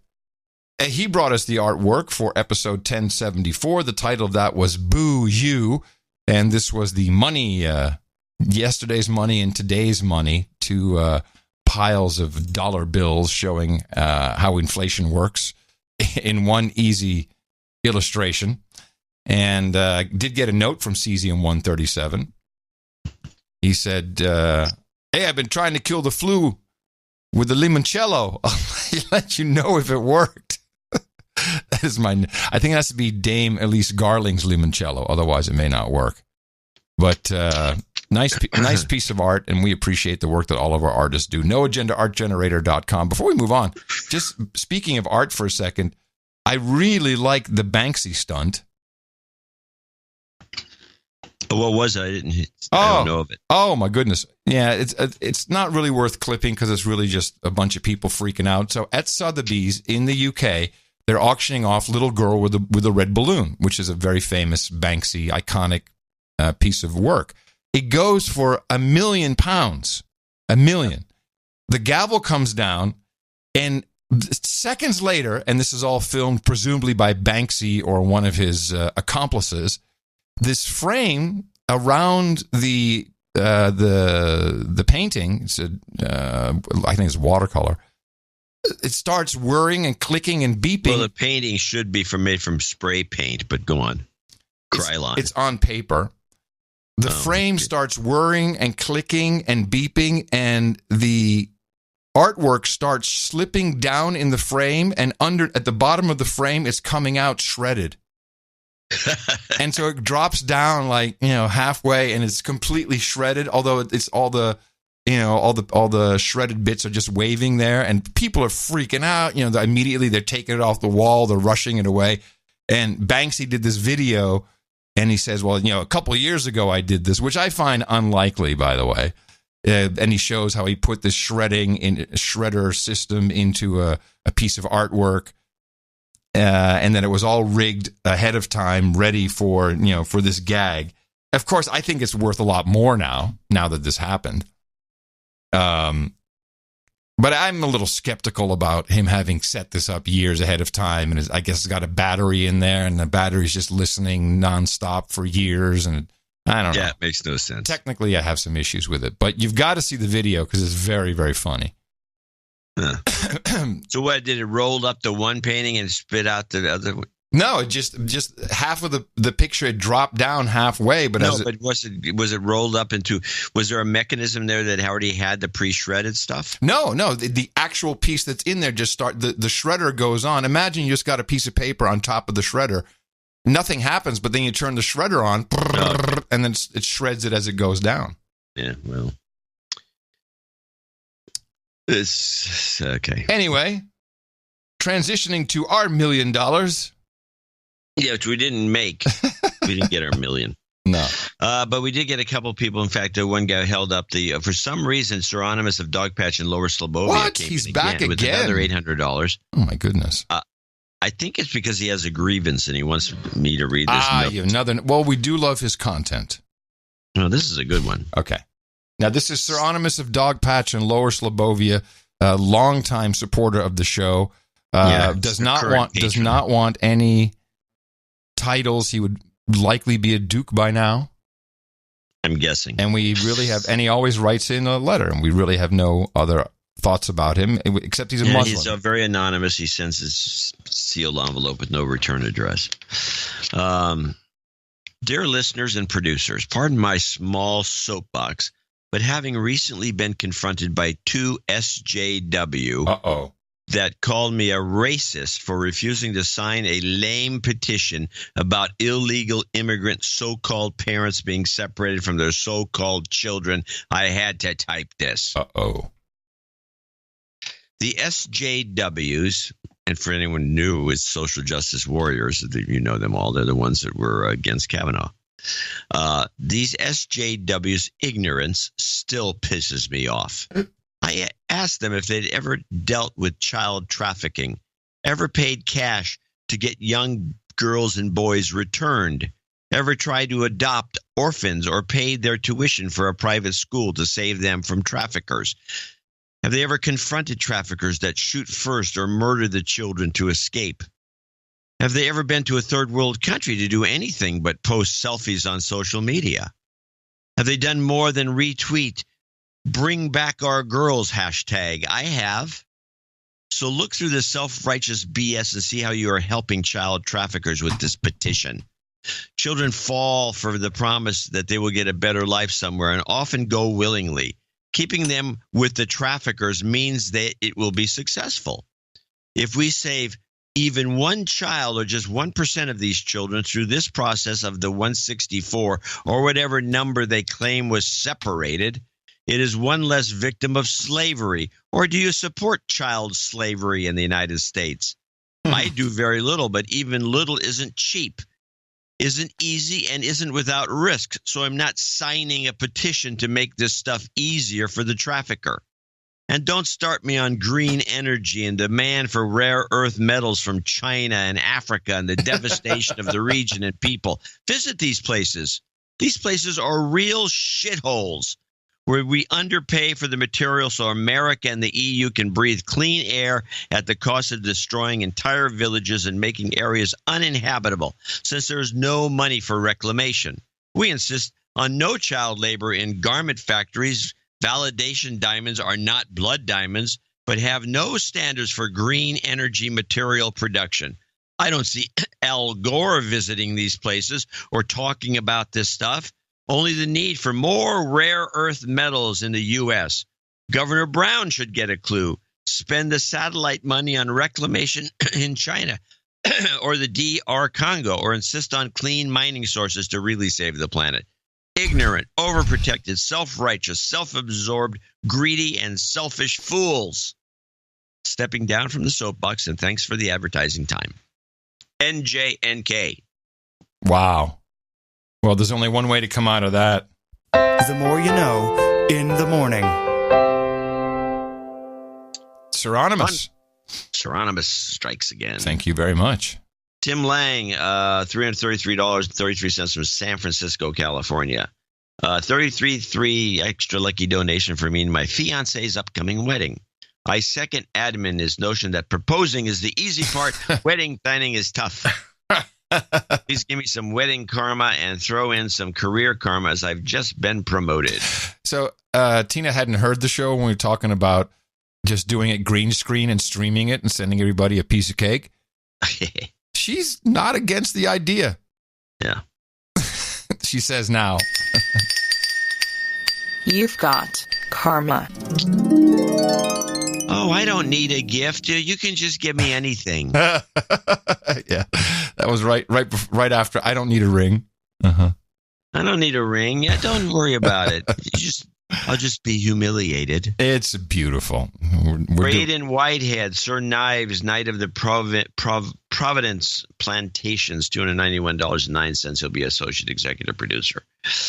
I'm donating today in celebration of my smoking hot wife, Stephanie Batter's 29th birthday on October 9th. As such, I decided 29109 worked for a number 29 years on 10-9. Please give her the producer credit as well as the credit towards her damehood. Feel obliged to also please ask Adam to be sure to remember her birthday shout-out as well. You may recall her donation at the end of August and the note regarding my missed shout-out. It didn't really bother me that much. She clearly takes these things a bit more seriously than I. Yeah, it's on the list. I double-checked. And it would be a shame to see anyone, as John so aptly put it, get battersed again. I don't remember saying that, but okay. We will be celebrating in Maine for her birthday. Say hi to Susan Collins. During the show on Sunday, so I'm sad to report we may miss our much-vaunted Sunday no-agenda millennial brunch. But rest assured, I'll be making every effort to play the live stream regardless. With any luck, maybe I'll be able to hit some of our buddies in the mouth while I'm at it. If I could get some karma in the Space Force for the love of my children's birthday, love of my life's birthday, where did I get that from? For the love of my life's birthday, I would greatly appreciate it. Thank you, Steph. He says, love you. Not thank you. He says, love you. Love you, Steph. And then he says, I've been noticing that I've been turning very slightly dyslexic ever since I had the I was going to say, is that from the IOP? Yeah, I'm pretty sure it is. Well, you should go get a refund. I'm not going to get a refund. I can see. Thanks. Space Force. Wait. You've got karma. Well, I already did the Space Force. Okay, he says, thanks again for everything you guys do. Loves the show. Thank you. Onward to Sir Chris Spears in Austin, Texas, your buddy. 23456. Want to thank you for doing what you do and hope this long overdue value for value finds you well. If you please, I would love to hear JC's call for obedience. Adam, if I might ask, can you post a link to your clip of the Seedman's prescient warning of bovine chimeras? That's the growing babies, I think. Right. Oh, he wants. Oh, I'll put it in the show notes. Yeah, that's no problem. You can do that. Thanks, Sir Chris. Okay, I got both of those. You will obey. My God, for 25 years, they've been growing babies in cows. You've got karma. They're called calves. Stephen Schnuel in McMinnville, Tennessee. Another one of our Tennesseans. $200. First time donor. De-douching. You've been de-douched. Yep, got a de-douche. He got his douchebag call out to all the members of the team we eating. Oh, they knew who they are. Douchebag call out? Douchebag. I hear Nashville is getting pretty bad. I got a note from one of our producers that there's 100 people a day moving to Nashville. I'm sure a lot of them are for California, and they've got the damn scooters everywhere. There has been some promotion of Nashville in the California news and the local news as a cool place to move. So you might be right. And they got tech. They got techs. They're saddling up tech over there. Well, there's a lot of tech over there already. Yeah. I mean, we have a lot of our Tennesseans are all dudes named Ben. Dolly Parton has got to be full of tech. There's no other way she could be walking around. Yeah, she's all teched up. Well, that's it. Yeah, that's all there is. Okay, these are our executive and associate executive producers for episode 1075. Now, you can proudly display that title anywhere that titles are recognized. We suggest you do it. We've seen a lot of success, people looking for gigs, all kinds of jobs. You get a lot of interest. People will search you, will look at you on the LinkedIn. And above all, know that you have contributed enormous value to the best podcasting universe. And it's the only way we keep the show running. We have more people to thank, $50 and above in our second segment. And a reminder that Thursday, we will be back doing it once again right here on the No Agenda Show. Support us at Dvorak.org/NA. Very nice. You can do more of those little percussion bits. Oh, and spread the word. Our formula is this. We go out, we hit people in the mouth. Shut up, slave! Yay! Shut up, slave! I do have a Jung quote of the day. Jung? Carl Jung? Yes, I was reviewing some Jung, and it turns out he has some good things to say. Well, he's always had a few quips. Here, and this is kind of with the wat je zegt ben jezelf met je kop door de helft. Everything, which means you are what you accuse others of. Yes, the classic. Here's Jung. Everything that irritates us about others can lead us to an understanding of ourselves. Right. I guess it's kind of this. It has a similar similar thing. But I just liked it. It's like, yeah, nice. Fits in. There's an interesting little video thing they do over at the Euro Parliament TV. They got their own TV station. See, we have C-SPAN where we just cover stuff. It's pretty boring. But there they have produced packages and little updates. Euroland, coming from Brussels. They got produced packages, and they let you know what's changing. Well, we do the same thing. Only we use it do it through the networks and kind of hide the fact. We try exactly that it's government. Yeah, we let them pretend they made it's called CBS. Yeah, they just put a different sticker on it. It's fine. So they're a little more honest, and something very interesting caught my attention in this in the most recent overview of what the Euro Parliament is working on. MEPs voted for cars on European roads to be cleaner. By 2030, car makers will have to cut their fleet-wide CO2 emissions by 40%. On-demand platforms will have to feature a 30% quota of European content. New rules on audiovisual media will also protect children from violent content and apply stricter rules on advertising. Oh my. Ruh-roh, Netflix. So they're doing the French thing. That on-demand platforms will be mandated to have 30% European content. Can they even produce that much? No way, and it'll suck.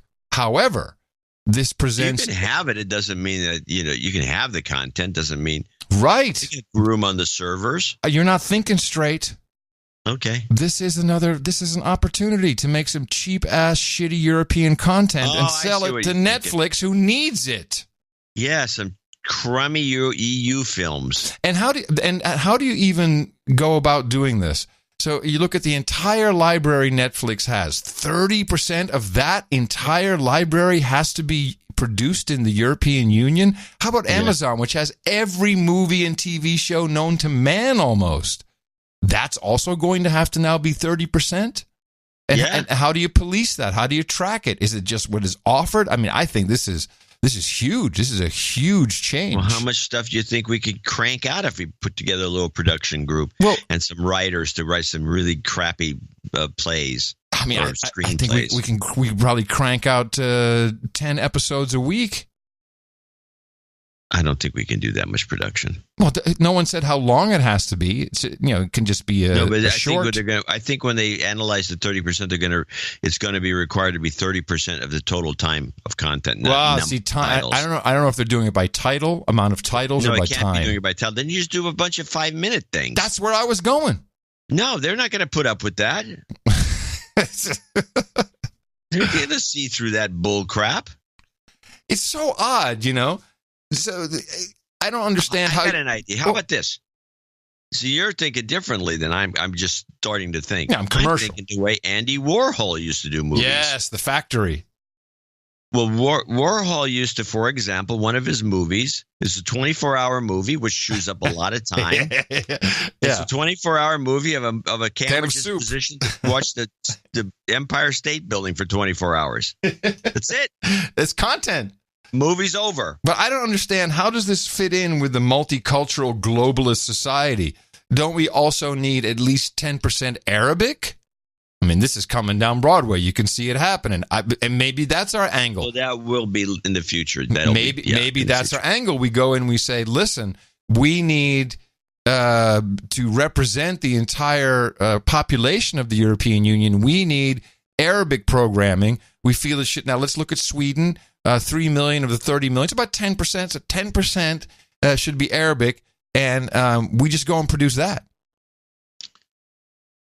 I'm liking the idea of the stationary camera.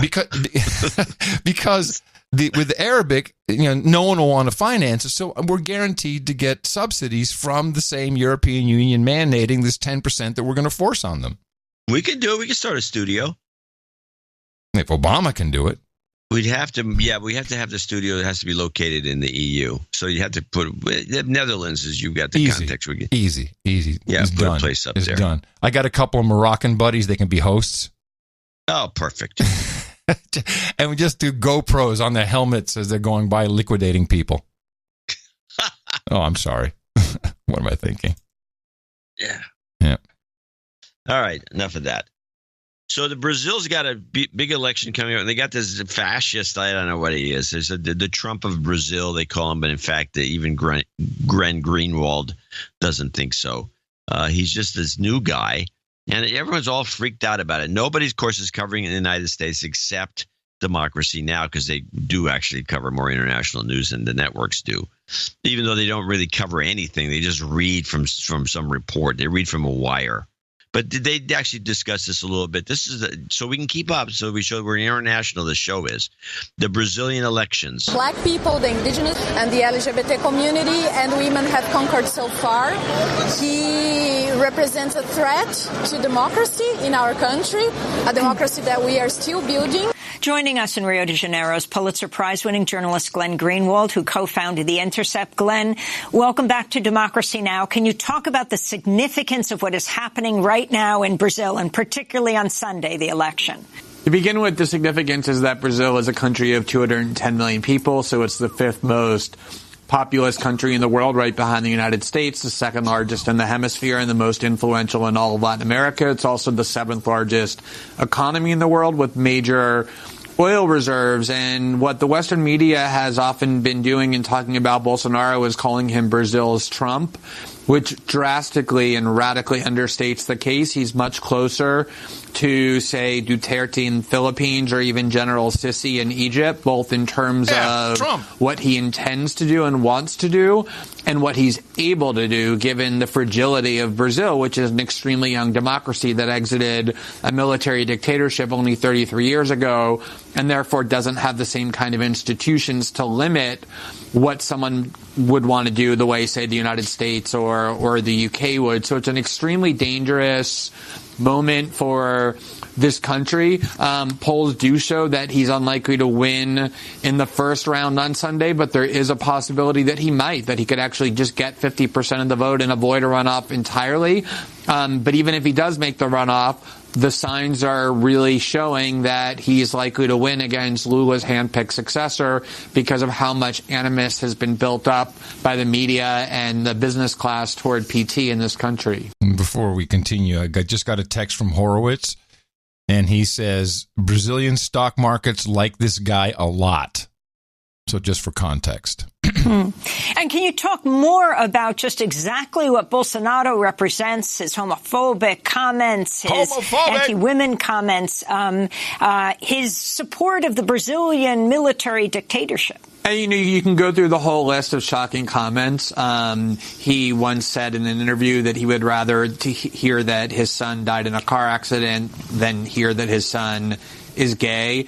He told a colleague in the lower house of Congress, where he served for 30 years, when she accused him of defending torture and rape, which he did during the dictatorship, that she need not worry because, in his words, she didn't deserve to be raped by him, meaning that she was too ugly to deserve and merit his rape. There's a whole slew of comments like that about black people, about the indigenous. But the much more worrying aspect are not these kind of comments, but the policies that he is explicitly endorsing. His model for how he wants to deal with crime are the world's worst dictators, people like Pinochet. He's advocated that we do things like in the Philippines, where we just send the military and the police to just indiscriminately slaughter whoever they think is a drug dealer or a criminal without trials. He believes in military rule. He doesn't regard the military coup of 1964 and the 21-year resulting military dictatorship as a coup or as a dictatorship. He regards it as something noble and wants to replicate it. So this is one of our guys, apparently. Must be. If the stock market's like him. Now that you mention it, there's some element of that, yeah. Yeah, so we got to look into it. Market would be booming. Yeah, we got to look into this guy, see what's happening. Yeah, it's sad. It's not like he's a new guy. It's Bolsonaro. It's Bolsonaro. No, he's been around. Yeah, he's been around, and he does make the rude comments. Mm-hmm. And he's gonna be the next guy running Brazil. So we'll see what happens. Well, they got the oils, that's for sure. They got resources. A lot of natural resources that are. It's just, but has it just been corruption? The reason why Brazil has such a large percentage of the population is just completely impoverished is because of corruption. Because it seems like they got a pretty rich country, or rich in resources, and it's just too many people. What is the problem there? Or what is the problem? Come on, Uncle John. They like to party. They party too much. Damn Brazilians. That's a good enough answer. And the funny thing is, any Brazilian who's listening to that comment will say, yeah, well, he's right about that. He's right. Nobel Peace Prize was announced. If anyone thought that Trump was actually going to get the Nobel Peace Prize, certainly at this point in the trajectory of the North Korean negotiations, well, that would have been quite foolish. But as usual, these political organizations, which is really what they are, I mean, I don't find much value. I think after they gave President Obama the Peace Prize before he was president, just because he wasn't, Bush, I guess. Yeah, that was the low point. Yeah, I mean that, and there's a lot of corruption in these groups. Being one of the, one of the more aggressive presidents we've had. Yeah, although I hear Trump is pretty big on the drone stuff too, but we don't really have. I don't think he has the. Yeah, but I'm thinking Libya. And there was a lot more. Egypt and all that stuff. Yeah. But I very political, and of all the things that have taken place in the world where people have fought for peace and for peaceful movements, I thought this was a pretty shallow choice, within reason, of course. A standing ovation for Congolese Nobel Peace Prize winner Denis Mukwege, who treats war rape victims in the Democratic Republic of Congo. Mukwege dedicated his award to all women affected by rape and sexual violence. I don't see what that has to do with peace. You see, he treats rape victims, and this is the old adage of mainly soldiers going around raping women and children, just horrible things. But I don't really see how this is what he's done for peace. He's highlighted a horrible issue and he's treating people. But at his Panzi Hospital in the eastern Congolese city of Bukavu, Mukwege says the prize was an important recognition of many women's trauma. When you start counting the numbers, the millions of deaths and hundreds of thousands of women raped, then they can no longer be ignored. We cannot continue to simply count numbers. We have to start a process that will lead to the truth coming out and justice being done. The world can today draw a red line and say in armed conflicts, women should never be used as a battleground. And if anyone breaks that rule, they should be isolated from society. Nadia Murad, a Yazidi rights activist and survivor of sexual slavery by so-called Islamic State, also won the prestigious award. Nadia was 21 when in 2014 militants took her from northern Iraq and repeatedly sold her for sex. She escaped and is now an advocate for the rights of her community around the world. So, great people, they're doing great things, but it just seems like it's being used as an encouragement prize. I mean, these are not earth-shattering peace movements, or they have not necessarily brought peace to the world. Am I just overanalyzing this? I felt the same way when I heard this. They were discussing it on Democracy Now!, and I was going to take a clip, and I said, this award is pretty sketchy to begin with. And these guys, and the Congo, I mean, you don't know what's going on there. Well, so the two things that were of interest was, one, it was kind of like a hashtag Me Too. It's the conversation of the Western world. I mean, this takes place in the Netherlands, too. They call it, they don't say hashtag, but they call it a literal Me Too moment. Hey, je hebt een Me Too momentje. That was my Dutch. So the actual term Me Too has been transported. They don't even translate it into local lingo. So it's a big political thing, which of course it's a thing. There's no doubt about it. Yeah, but it's always the whole thing, even this Peace Prize, all seems oriented to get Democrats to vote for Democrats.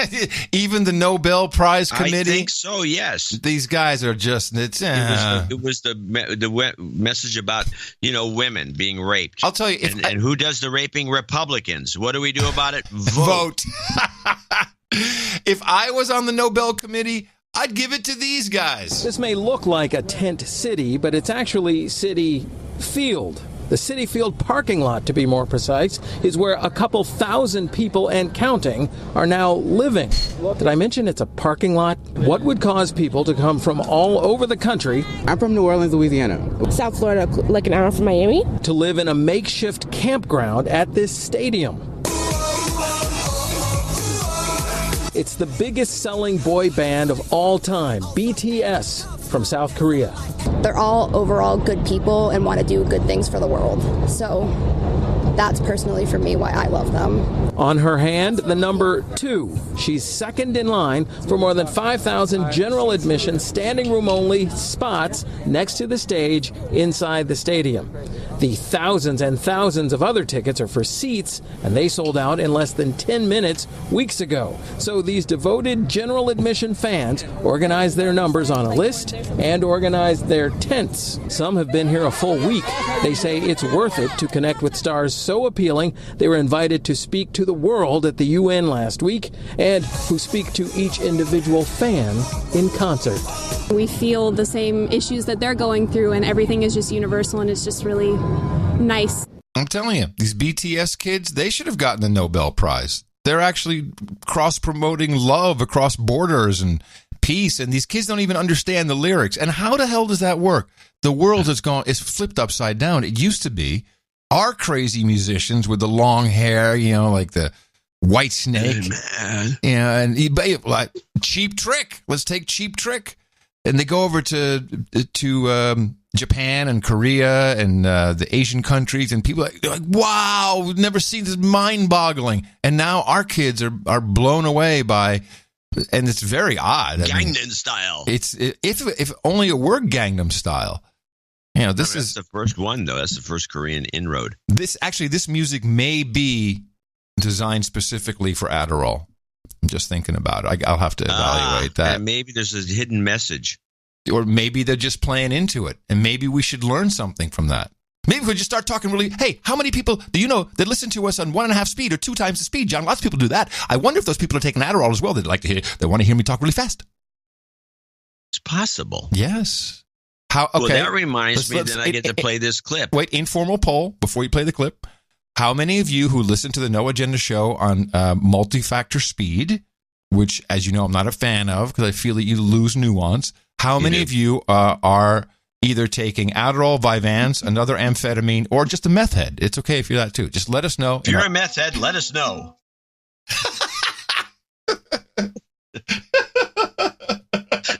You know that's the opening of the show, right?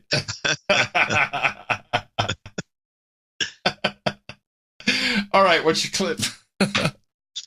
So talking about the hidden messaging, somebody was I cut this way down because it was just some podcaster guy. I can't remember his name, and he's just showing that Dianne Feinstein had a hidden message if you played her little spiel backwards. Wait, you haven't heard this? No. Yeah, she was with when she was with Schumer, and they're talking about how they're going to vote against this guy Kavanaugh. This guy found a little segment in there where, and he played her backwards, and this is the result. Okay, well, which clip is it? I'm not sure. Oh, I'm sorry. Yeah. The CIA paid me, Feinstein. Sorry. Oh, okay. Okay, I can't wait. So let's focus in right here. Do I need to slow it down a little bit more for you? I'm sorry, who paid you? Did I just hear the CIA paid me? You know, there's a lot of people, there's entire theories of, and people who have, you know, kind of flesh this all out, that everyone, when you're speaking in this dimension or this universe, in an alternate universe, you are saying something else if you play it backwards. And everybody, you know, and we've done a couple of these, I think, a long time ago. Yeah, we've done a couple. You did one once that was so off the wall, it wasn't even making any sense to me. We haven't done anything. Hold on, here's Obama's, I think this was Obama's reverse message. Oh, yeah, this was a classic. Oh, that may not be it. No, that's not it. Hold on. That's someone. The one that says Satan loves you? Is that no, the one? it's it was Yes We Can, I think. It was Obama reverse, maybe? Oh, yes, here we go. Thank you, Satan.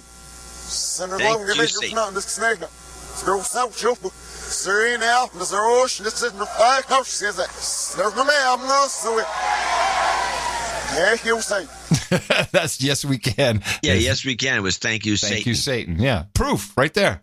I think it's probably right. I think maybe this is something. There's something going on here. Let me listen to it again. Let's focus in right here. Do I need to slow it down a little bit more for you? I'm sorry, who paid you? Did I just hear the CIA paid me? Oh, this is great. Did this YouTube thing start off with, "Hey guys"? Did it start off like that? It's something like that. But the guy really was belaboring. I mean, this is like what I cut out of there is like out of about 20 minutes of him first playing it the one way, then the other, and then looking for it just was a long clip. But, right. It boiled down. I'm all in on this. I'm like, yeah, okay, I can see that. I can see where in an alternate universe you're saying something else that is masked in the backward masking, and it's all the work of the devil.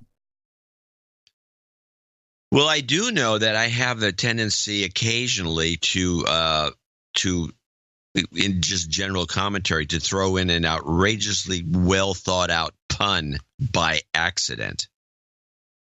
Oh, that's the Lord, man. And I do it all the time. That's the Lord channeling. When I do it, I'm always like, I take credit for it, but it's like, no, I'm just it's like hitting the billiard balls and hoping they go in. All right. Well, then, just as a little entremont, this is from Country Music Television. There's a show now about girls becoming cheerleaders for the Dallas Cowboys. Yeah, that's been yeah. Well, this is the level. Maybe she's saying something backward too. For me stuttering and going blank, and it's not that I don't know anything that's going on.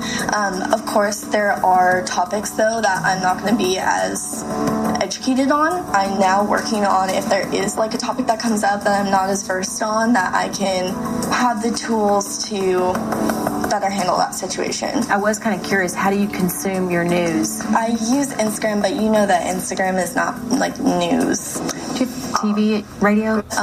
Actually, no, ma'am. You definitely need to consume more news. Absolutely. Yes, ma'am. Just for your own sake. Yes, ma'am. That's the coach. Yeah, you need some consumer news. So she consumes her news from Instagram, and what she needs is the Smart News app. Smart News. I was only watching news I agreed with. I was only getting news from social media. Now, I use Smart News. It has news from all sides. I trust Smart News. Download Smart News for free today. I like that. I trust Smart News. Now, that girl sounded a lot like Miss South Carolina. Oh, this I don't know. I don't know what her name is. This is a clip that I keep making you play over and over again. This is Miss Junior Miss or whatever it is. The South Carolina. See if you can find it. It could be either SC or South Carolina, where she's answering a stupid question about why can't most Americans find, anything on a map. And she gives this idiotic answer. South Carolina, it is your turn. South Carolina, go ahead, pick your code. All right, let's see who you got. Judge number 9, Christina Milian, please give us your question. Should people who leak classified documents in the name of public information be charged with treason? No, this is the wrong one. That's the wrong Miss South Carolina. Well, that's all the South Carolinas I got for you. Was that a different year? Well, there should be another one there because I resubmitted it and we played it a few weeks ago. Was it with the on guns? I have one of her on guns. No. Just look for SC. See if there's anything SC or Miss. Yeah, Miss I did MISS. I did Miss SC, and I've got Miss A Q&A SC on guns and why she lost out. No, try South Carolina then. Just straight I did up. that. That's where I got the other one. We don't have it. Sorry. I didn't label it properly once again. That's right. That's what you get. It's probably. But we do, since we're going to have just kind of dummies, I will want to play this. This is the Orrin Hatch clip from the Kavanaugh hearings. I know I'm back trying to get these out of the way. But this was Hatch. Orrin Hatch apparently, was rolling his eyes, and he's quitting. He's retiring. And he's a questionable character anyway. But he decided to plow through the gaggle of complainers. Yeah.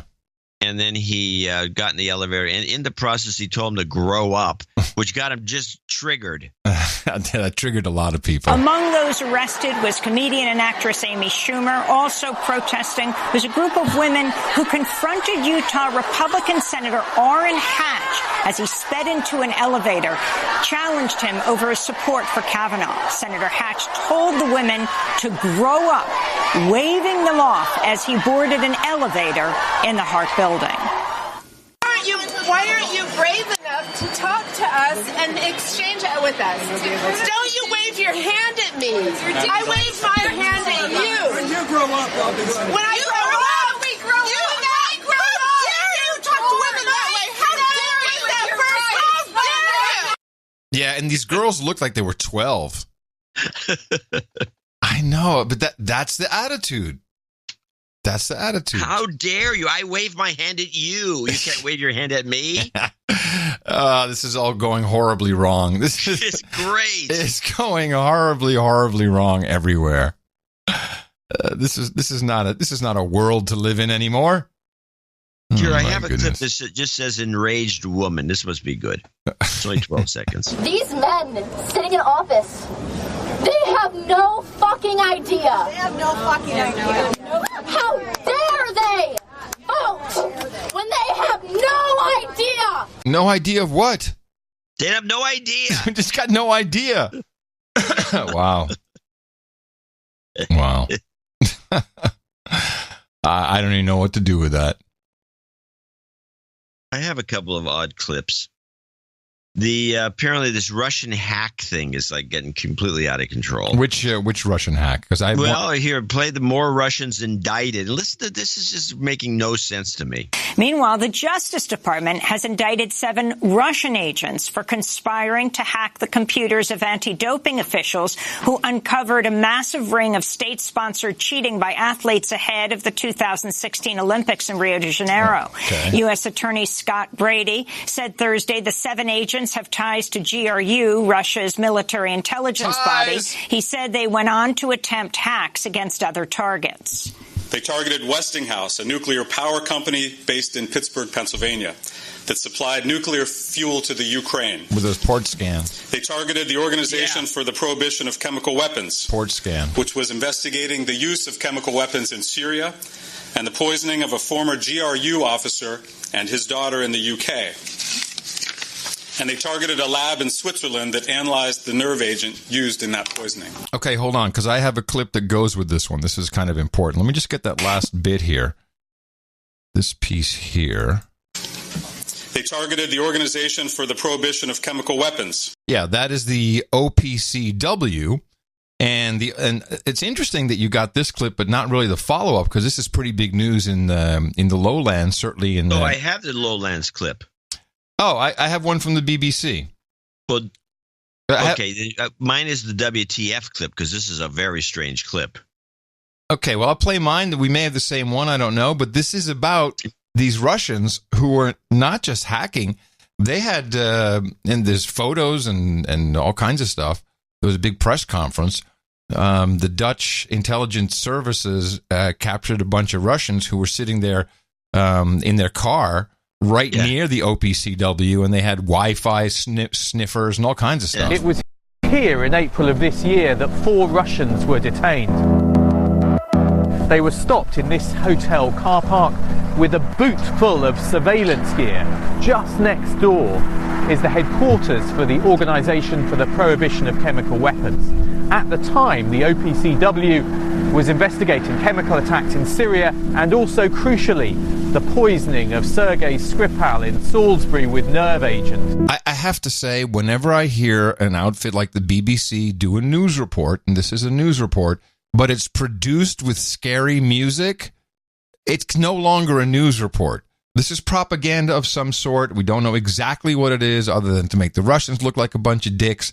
But why would you produce this with this spy thriller suspense music under it as the BBC News? The first surprising thing about this is the fact that anyone's talking about it at all. Normally, counter-espionage operations, the catching of spies, is something that's done in secret. But today, we had a press conference with photographs being released from the Dutch government of the 4 Russian individuals.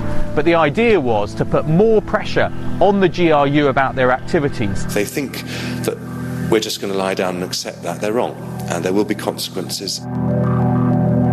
It's also surprising the way that the Russians were alleged to be trying to carry out their surveillance. They were doing what's called close access, which involved parking a car in this hotel car park and then using an antenna to capture some of the communication signals going over Wi-Fi. The Russians again seem to have been very aggressive but also quite sloppy. One of them was carrying a taxi receipt for his trip from the GRU base in Moscow to the airport in Russia, from which he left in order to fly here for the operation. Ah, the music is just great. Well, this is a very similar clip. The Nights from Democracy Now!, but it does emphasize the same facts. But listen to this clip. The Dutch Defense Ministry says counterintelligence officials broke up a hacking attempt by the Russians as they attempted to break into a Marriott hotel Wi-Fi from a parking lot in The Hague. The Dutch said the Russians had a receipt which showed they took a taxi ride from the headquarters of the GRU, Russia's military intelligence service, to Moscow's main airport. Russia's rejected the indictments, calling them part of a disinformation campaign. Yeah, it's kind of like that. Okay, let's start off with one thing. Just kind of like the passport on 9/11, Well, I don't even think it's that. The guy has a taxi receipt. You have to keep your receipts. He's probably got the same bureaucratic crap at the GRU. Boris. I knew what are you charging here for this taxi ride? Where's the receipt? Boris, where is the receipt? So it's not like Russia. They're so crude over there, they don't need taxi receipts. So he kept his receipt in his wallet. And so that became the center of attention.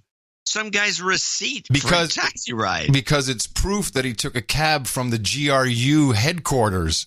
It's also kind of like making them look like the dumbest spies in history. There's a lot going on here. So it's kind of like finding the hijackers Mohammed Atta's passport completely unscathed. We have this proof of who perpetrated this evil crime. And this got so crazy that there was some problems with the trains on, I think, Friday. And the Netherlands, as we know, always has problems with their trains.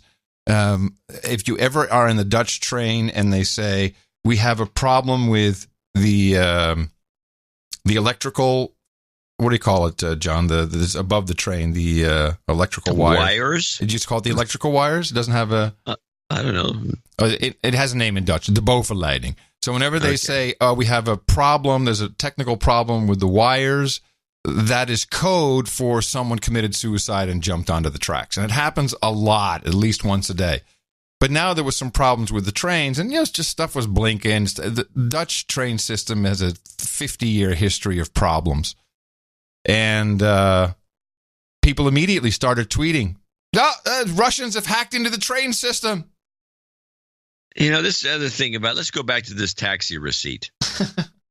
You've been all over the world. I've been all over the world. When you get a taxi receipt, does it tell you where you left? Have you ever seen a taxi say, left a hotel burn? No, typically the guy will give it to you blank, hoping that you will give him a bigger tip for the sham you're about to pull on your employer. That would be very common.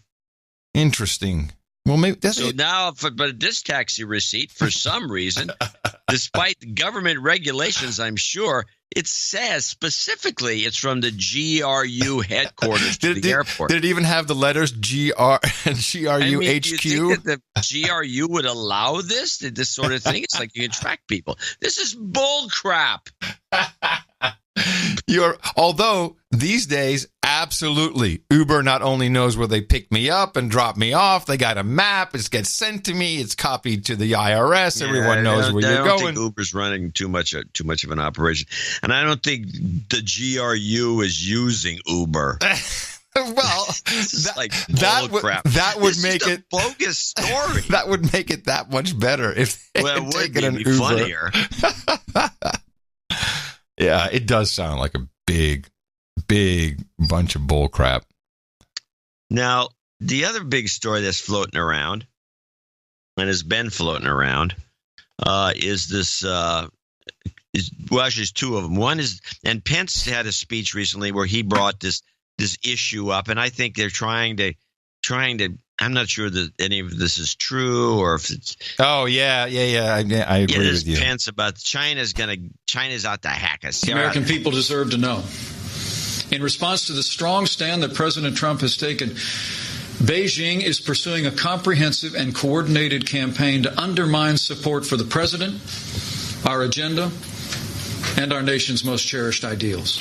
Pence's warning to Beijing comes amidst a growing U.S.-China trade war and as the Pentagon's reportedly planning a massive show of force in November with warships and planes set to carry out exercises near China's territorial waters in the South China Sea and Taiwan Strait. Oh, I totally believe that's happening.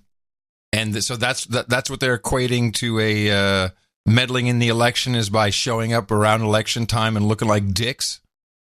I'm not sure. Yeah, probably. Because now this does tie in, I believe, in a way to this story that kind of got legs, but isn't really jumping to the forefront about the mini chip. I have a clip for that too. Yeah, I want to talk about this for a second because I have some thoughts about it. What you want? Super micro. Yeah, this is interesting. Bloomberg is reporting China inserted microchips into servers used by major tech companies such as Apple and Amazon that give backdoor access to data. The minuscule grain of rice-sized chip would allow hackers to bypass security and remotely access the networks of these companies. Both Apple and Amazon are denying the claims in the report. Now, if I'm not mistaken, this was discovered years ago. This is not something new, correct? I don't know the details of the discovery, but I do have some thoughts on the about this sort of thing because I've worked with people back in. I remember in the 80s, George Morrow used to bitch about this with a Korean subcontractor.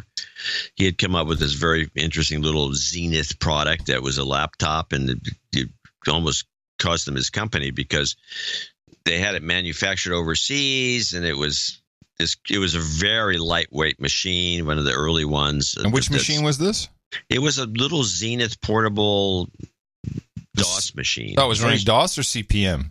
It was DOS. No, this is all DOS by this time. And I believe, I think it was long after CP/M. And yeah, no, it was DOS. And so but the machine was a turd when it came back. And Morrow was one of these guys who would design his own kind of screwball circuits that it would, be kind of miraculous. He was something of a genius in that regard. And so they couldn't figure out why this machine, and Zenith was all bent out of shape about a thing being no good. So he's examined the motherboard, and they had changed a bunch of chips on it. And he had to, one of our knights was running a big program at Apple for that. Remember the trash can Mac? Yeah. And he would have to go to China all the time because they would do the exact same thing. That all of a sudden they send it with just a different chip than the spec called for, just something just to Apple, which is outrageous. And so Morrow finally got a hold of the engineers, and he was told that they looked at why they just produce it the way they're supposed to, but they said that apparently they get involved. They looked at it and said, "Oh, this circuit doesn't make any sense." So let's just bypass it and take that circuit out and do this. Right. And so they did. And of course, the machine didn't work right. And I believe that they just constantly do. They're meddlers. They meddle. Oh, we're going to help you. This is a way of helping you. Yeah. And I think that's what we have here. Unless somebody can show me how this chip works and prove this argument that it's some sort of spy chip. Now, I had a different thought about this. And I'm looking for the article. I can't find it, but I believe this was discovered quite a while ago. For some reason, it's just now coming to light, and everyone's denying that this has affected them. I see no reason to believe that it wouldn't have been our own intelligence agencies who put this in. That would make a lot more sense, particularly into Google and Facebook servers. Why wouldn't it be in there from them? Why blame the Chinese?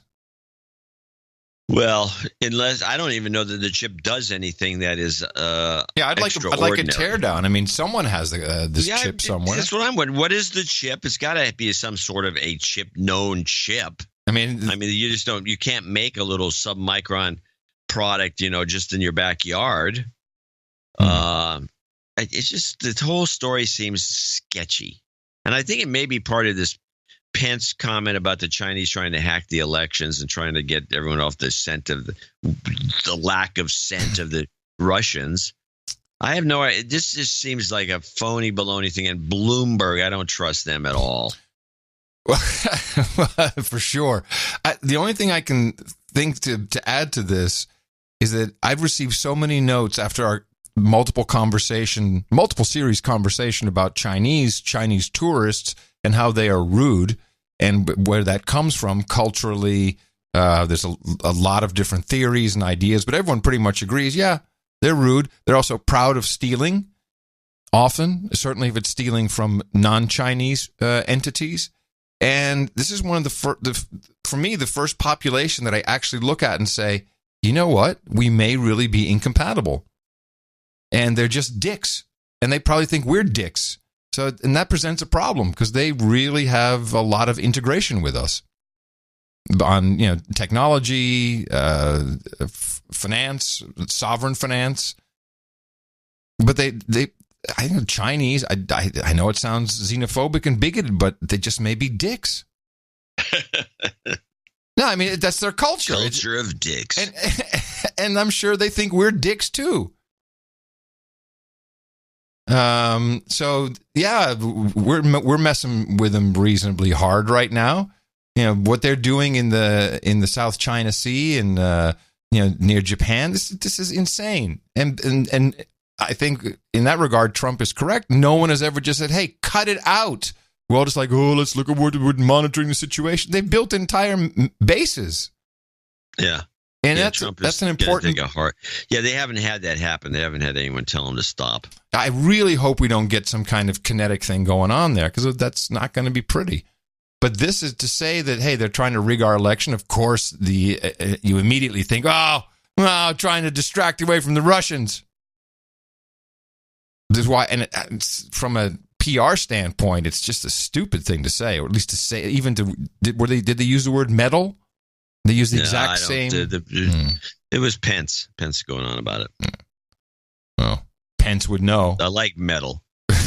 Like metal. All right. Let's do this. I'm going to show my support by donating to No Agenda. Imagine all the people who could do that. Oh, yeah, that'd be fab. Yeah, on No Agenda in the morning. I want to start off by thanking, hold on a second. I want to thank a couple in Hawaii.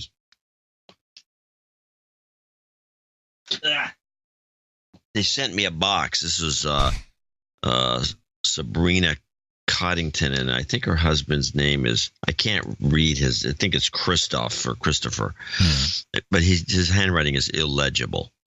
But aloha, my husband has been a fan of your show for the past couple of years. I enjoy seeing how happy he gets after listening to your show. He won't be happy if I can't pronounce his name. Hearing the stories we hope you enjoy and all the Hawaiian gifts. So he sent me the two of them sent me a box of a bunch of cornball Hawaiian products. If you a lot were of hula skirts stuff. Well, no, it's mostly books on how to speak Pidgin English and a lot of stuff with macadamia nuts in it. It's actually kind of a nice gift. He wants his family to ask for some major family baby surgery karma for a newborn. Emmett, that's not good. Well, let's hand it out now then. Yeah. You've got karma. And he sent a long note explaining it. But I want to thank them for sending this. And his wife is this really had a little flyer because she's apparently a singer. She does like events, and she's just gorgeous. Oh, so he's a lucky guy. Oh, very nice. Anyway, now is there anything for me in this care package, or just for you? I guess I should give you half of it. Okay. Rebecca Waters starts off today, or actually, let's start off with Craig Lawton with $100 from Mitcham, Victoria, Australia. He's been listening for 6 months, and he's making it clear that the Mention B illness is global. He says, my wife and I ditched Facebook on our phones recently. Twitter is next. Too much madness. Recently hit my brother in the mouth. He lives in New York City. Unfortunately, he wasn't keen on listening to Trump apologists.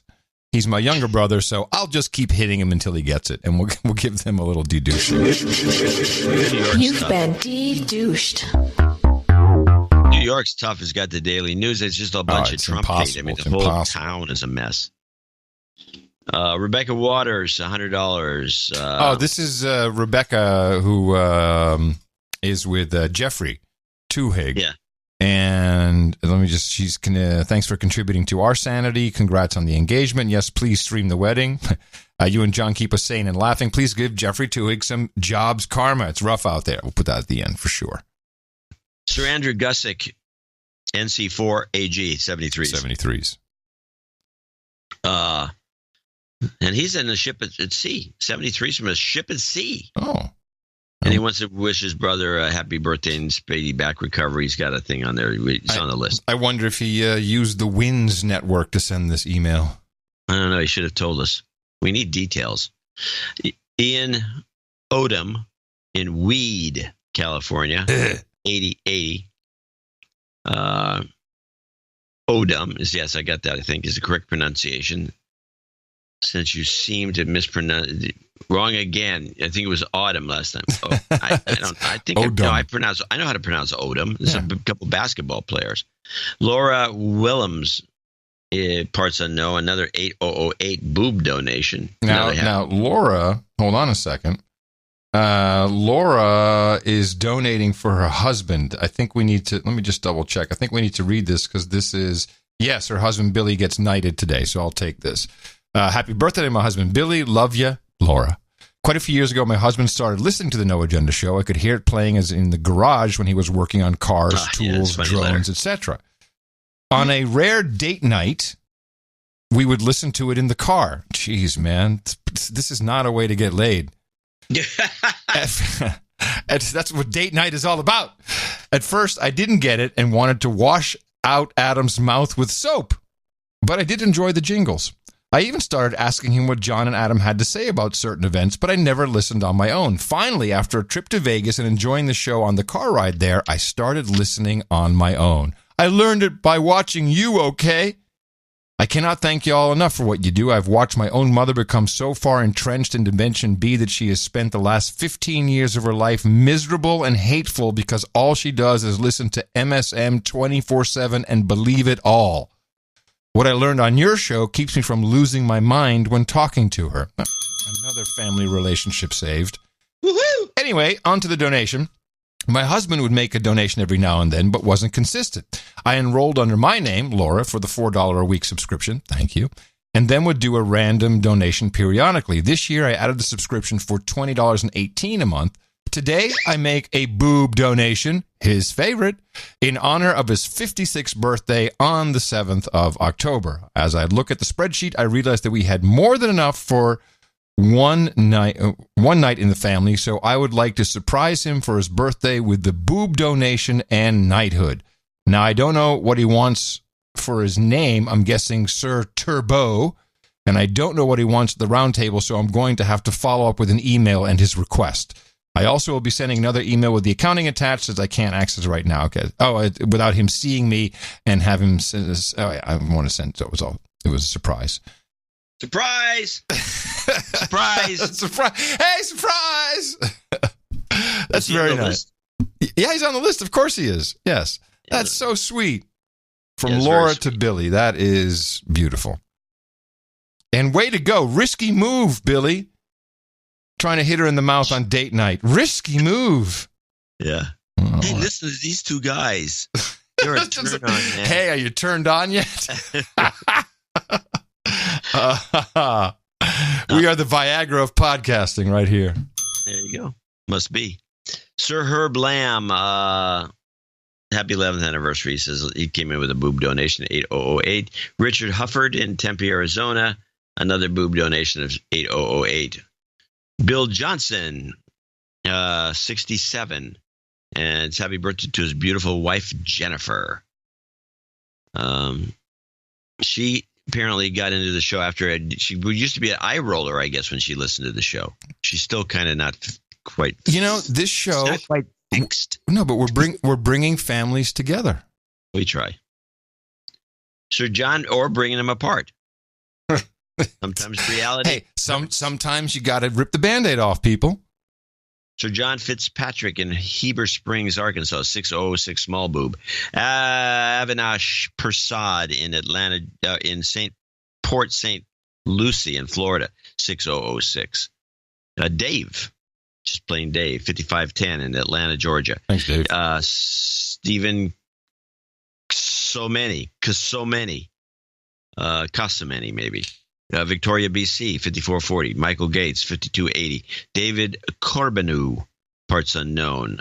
He sent us a very long email about how ICE really works and what they can and can't do and why there's problems with these arrests. And I'm still parsing it because there's a lot to go through, but it is very good. So we received we'll probably read it later. And Dave, I think Dave also did the mix for today's show. He came in with 5033 and gave us a mix and a memo. Edward Mazurek in Memphis, Tennessee, 50. The following people are all $50 donors. Name and location, if I have the location. Brittany Fiffner, 50. Her husband used a huge job. Okay, we're going to give him a job karma at the end. Okay. Todd Moore in Arlington, Virginia. Andrew Martin in Sydney, New South Wales.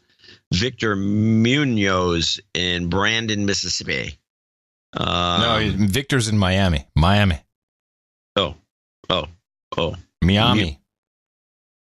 Yes, he is. Victor Munoz is in Miami. It's Joseph Pumphrey who's in Brandon, Mississippi. David Schlesinger in Rosemont, Illinois. Jonathan Meyer in Xenia, Ohio. Anthony Sammons in Augusta, GA. Heather Rodriguez in Stockton, California. Sir Brett Farrell in Oklahoma City. Sir Alan Bean over here in Oaktown, Oakland, California. And last but not least, Jason DeLuzio in Chadsford, Pennsylvania. I want to thank all these folks for producing show 1075, I believe. Yes. Yeah, I'm thinking, because it does strike me a little bit, these relationships and people turning them on to the show and them coming together and coming closer. And I'm thinking, if you can schedule date night with the live stream, I mean, you can really lather up your partner when you hear John playing the recorder before we do the show. And can we put relationship therapist on our business card now? You can put anything you want. My next business card is going to be ancient astronaut theorist, which is my absolute favorite title of late. Dvorak.org/NA. Jobs, jobs, jobs, and jobs. Let's vote for jobs. You've got karma.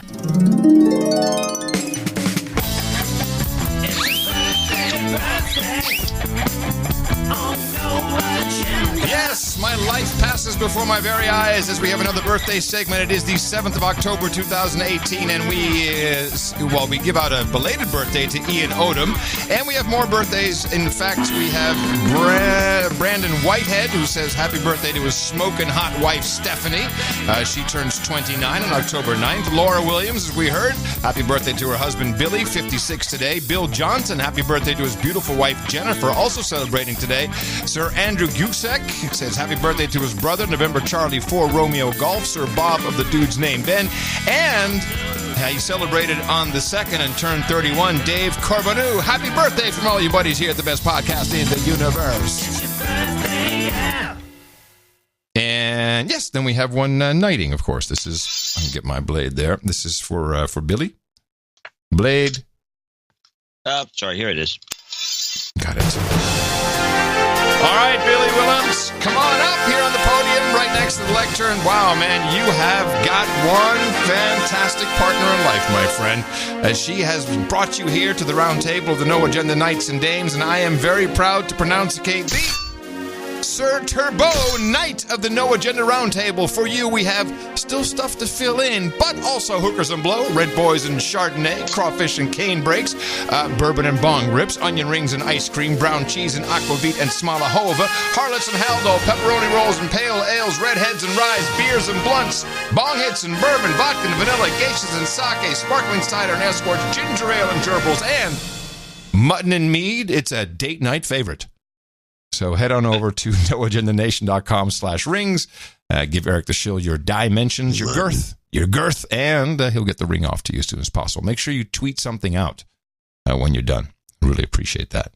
And thank you all for supporting the No Agenda show and our value for value model. The only way the show keeps on going, and of course, thanks to everybody who came in under $50, which they do for anonymity, but a lot of people signing up for our sustaining subscriptions, 1111s, 1212s, was a number of different ones, 33s, all very powerful numbers. Check them out at Dvorak.org/NA. Let me see. Yes, there's some movement, some stuff going on and with Turkey and Germany, and it's not really being covered very well, but I got this report from... Not at all. Not at all, yes. Turkey's President Recep Tayyip Erdogan is in Germany meeting Chancellor Angela Merkel. The two countries have clashed over human rights and Turkey's economy, over which Mr. Erdogan has exercised increasing political control. And also, the EU pays Erdogan to not let the refugees leave Turkey into Europe. The BBC's Jenny Hill is covering the visit. Central Berlin has been completely sealed off. I'm at a roadblock just around the corner from the Brandenburg Gate. There are police officers everywhere, bemused tourists at the cordon looking on at police armoured vehicles and rooftop snipers around the luxury Adlon Hotel, where a very controversial guest is staying. Recep Erdogan has come with high expectations. He wants to reset the relationship between Ankara and Berlin. It's strained, due in part to his penchant for jailing critics and journalists with German passports. So perhaps it's no wonder that few senior politicians will attend a state banquet due to be held in his honour at the presidential palace not far from here. Angela Merkel and many of her ministers won't be at the dinner. Mrs. Merkel, of course, will meet with him 3 times, in fact. Mr. Erdogan needs her help and support. His economy's struggling and he's fallen out with Donald Trump. But the relationship matters to her too. 3 million people of Turkish origin live in Germany. Many support him. Then there's a trading relationship. And a deal between Turkey and the EU has helped to reduce migration. Mr. Erdogan says he wants closer ties. It's pretty interesting how they just gloss over that in this report. No, it's a buyout. I mean, then there's a trading relationship. And a deal between Turkey and the EU has helped to reduce migration. Now, the biggest... Let me just finish the report. Hold on. Mr. Erdogan says he wants closer ties for what he says is the sake of prosperity and the future of both countries. Mrs. Merkel may agree with him, but given her own diminishing power and the contempt in which Mr. Erdogan is held by many here, her welcome will be a cautious one. So what's the play here? I mean, is the lira still in a spiral? Is it just out of control? Stabilized low. Okay, so they did stabilize. But, when you have when the currencies collapse like that, this is the opportunity for exporting because it means everything's cheap. Very cheap. But what do they export? Drugs. Well, they export some minerals, drugs. I know this for a fact. They have some of the best glass blowing factories and glass manufacturing in the world. Oh, we need to take a trip. And the funny thing is, I'll bet you we start to see it Cost Plus and some of these Crate and Barrel. But you're going to have all kinds of deals on, and you see a lot of Turkish glassware. Yes, and rugs. You'll see it out of the blue. Rugs. Rugs. That's another thing they have lots of. That's for sure. Yeah, rugs. They could drain the country of its rugs. I don't want to. I want to sound like a broken record, but again, the opportunity is just beckoning us, John. Glass and rugs. I'd want to become an import-export guy or dealing with the Turks. They're very hard sell style. This really doesn't fit in with American taste. Hookahs do. Well, yeah, but I don't know what kind of a business that is. Hookah bars. We got a couple in Austin. Smoke. Hookah bars are actual. That's a pretty popular thing now. Yeah, really? Yeah. Do you have a hookah bar there in Austin? I think we have 3. You got? I don't know of one. There probably is one around here, but I don't know. Yeah, there's in your neck of the woods. Yeah, there's tons of hookah bars. Huh? You should go and investigate. I don't care to. Okay. I think they're pretentious. I think a hookah's pretentious. Pretentious? I mean, it's just a glorified bong. Yeah? Yeah. Oh, no, I don't use a bong. I use a hookah. I use a hookah. We have imported it from Turkey. Hey, Brexit. Now, whenever you really want to get something done or I would say in the 80s, 90s, a little bit of the 2000s, if you wanted to get something done, you brought in the big guns. So we really need to reconsider this Brexit thing. We got all kinds of problems. Who do you bring in? Who's the big gun in the UK if you really want to change hearts and minds? Boris Johnson. Close. Bob Geldof, of course. Sir Bob. It's twofold. One is the income it generates for this country, 94 billion, bringing into the country. Contrast that with the NHS total spend of 115 billion, almost the same. This will be critically damaged. The second reason is cultural. The voice of Britain, the genuine global Britain voice, is our music. It has been since the Beatles, the greatest cultural influencers of the 20th century. No one knows quite why this tiny island produces such vast reservoirs of talent. But we do know that the entire planet dances, eats, sleeps, and plays hard to our noise. That's the sound of genuine global Britain, and that has been endangered by a recklessness which is existential and historically self-damaging. So apparently, in order to save the national healthcare system, we need to stay within the EU so the almost equal amount of revenue that comes in from the music business can save all the sick people. Bullshit. What is wrong with him? I don't know can't make heads or tails of this. Precisely. I mean, how does this play? And I mean, what is he serious about yeah, we've had the Beatles. Thanks. It was great. You know, hey, Paul McCartney's here. You can have him back. I'm not so sure that that Britain has been all that important. I mean, yeah, we had an important wave in the 60s and 70s. Well, I will say this. Has he heard K-pop or not? He probably has. But there's something that needs to be kind of discussed, I think, on a bigger, like on a global level. Ooh. Which is, you want to have all these, you want these for trade, for the purposes of trade and only trade. You want these big alliances, and then you can make better deals. But if you look at the history of Europe in particular, the littler countries, the small countries, the EU, the UK, and the islands there, and then you have Sweden. Individually, when they were kind of not isolated, but more isolated than they are today, Sweden used to have 2 aircraft manufacturing companies and 2 or 3 car companies and a truck company. I mean, they would have all these operations. Now they're all bought out by, because of globalism, they've been bought out by the Chinese and the Indians, and Saab, I think, has been the car company's been shuttered. Yeah, done. GM owned them for a while, and they couldn't make it work. Mm-hmm. And the Great Britain is the same way. They had Jaguar and Bentley and Rolls-Royce. It's all BMW now, isn't it? Well, they're owned by the BMW and Volkswagen. I think Volkswagen owns Rolls-Royce, and BMW, I think, owns Bentley, or the other way around. But they don't own Rover. I think they're still maybe independent, but probably not. I mean, when these countries were by themselves and doing their own thing, they could do all these fabulous things, including the British invasion for the music scene, which Geldof kind of refers to. Yes. But now that they're all global, the global thing just takes all the life out of it. Sucks the air out of it. Yeah. Yeah. So would somebody explain that to me? Now, the only thing they have really that is global is their actors. They're actors. That is the engine of of Hollywood, because they add credibility to what's going on, to what the drivel we're producing. So you got to have we can suck up actors like there's no tomorrow. But in fact, a lot of the British actors, and many of the better ones, are really British, and they work on the stage, and they do a lot of stuff you'd see over there you won't see over here necessarily. And when they come over here just for a shot at it, they come over here to take our money and bang our women.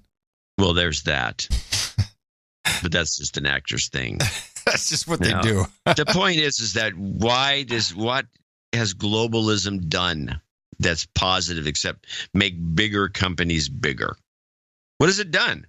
What has it done for the people, or for the creativity of the masses? Well, you know what? I think this is it. The globalism is right here. You're listening to it. You're connected to it. The internet is the only globalism I believe in. And it's not really all that healthy, what we're seeing. Yeah, and if you even look at our numbers seriously, and you look at who listens to the show, it's still 85% USA, and then the rest of it's divided up between. You've seen numbers? Yeah, I see. Yeah, I do see numbers. I don't see numbers of people who are listening. I get numbers from the mailing list. Ah, okay. And I extrapolate. Well, as I told you, when I was in Europe, last month, I realized, we really, our media diet, our news diet here is so deprived that, we wind up, and it spills over into all other countries. I mean, the headline news is what's going on here. It's Trump. And this won't last. We used to do a lot more European news, but a lot of the European news is Trump.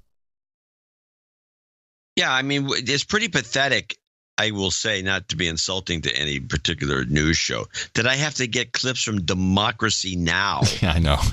to get any sort of, and all she does is read the wires. Yeah, I think you're single-handedly keeping them on the air with your viewership. And it's like, but they still will report on stuff. I do have one last clip from them. I might as well get out of the way so we can wrap a little bit. But this is a Yemen update.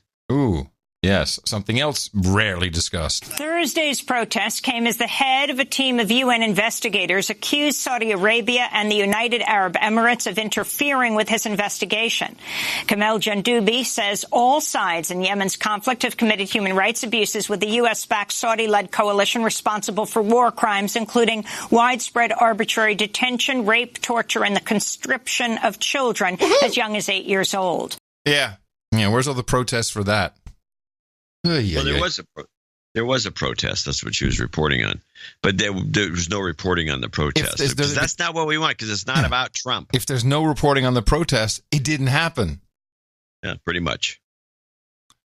Let me see if I just had some OTG notes I'd taken here. This is. I've ordered the book. Jessica Powell. Have you ever run across her? She was. I think she was a big PR person at Google, and she wrote a book about how much bullshit is going on, and it's called The Big Disruption. Here, why I left my big fancy tech job and wrote a book, The Big Disruption.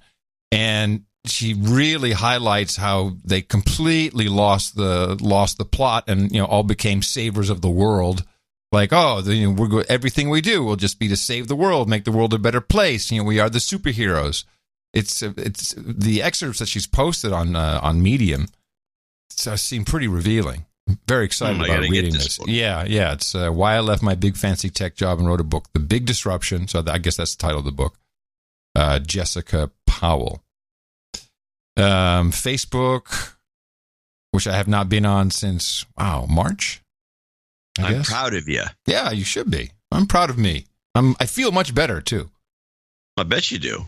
So they had a 50 million user breach, and apparently they still can't reset all of the access tokens. And this is the big problem, is because people use the FaceBag sign in whenever they're on a website. Oh, just log in with the Facebook. Okay, usually it's Facebook or Google, or hopefully they have an option to register with your own email address, which has its own complications and issues. Yeah, that's more common now. I mean, I remember like 3 years ago where it was you couldn't sign in just with Facebook. That was it. Yeah. I'm not logging in with Facebook. I don't even have an account.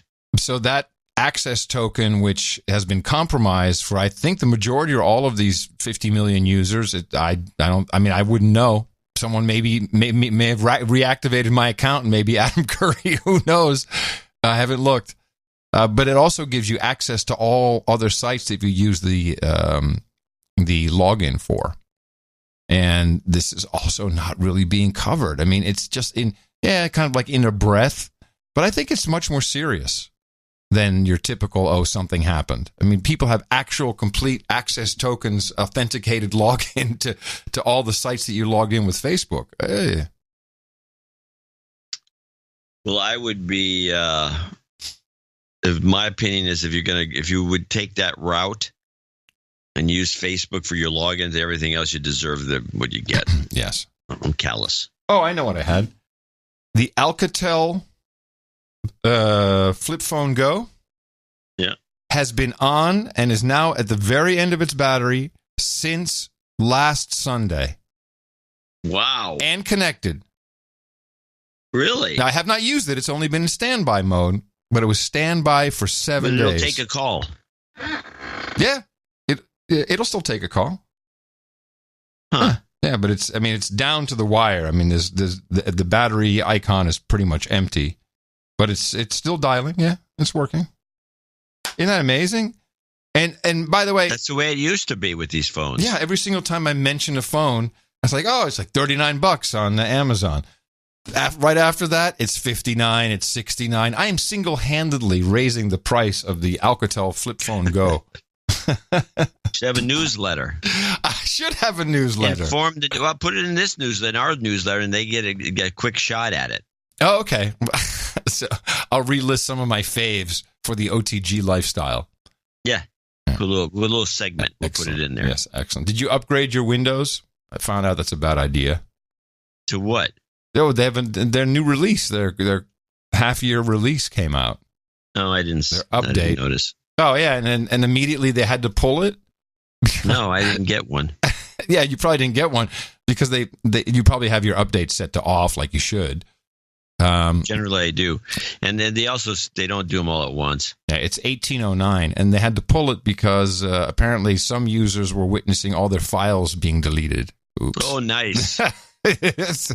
Oh my goodness, that's not nice. Following up on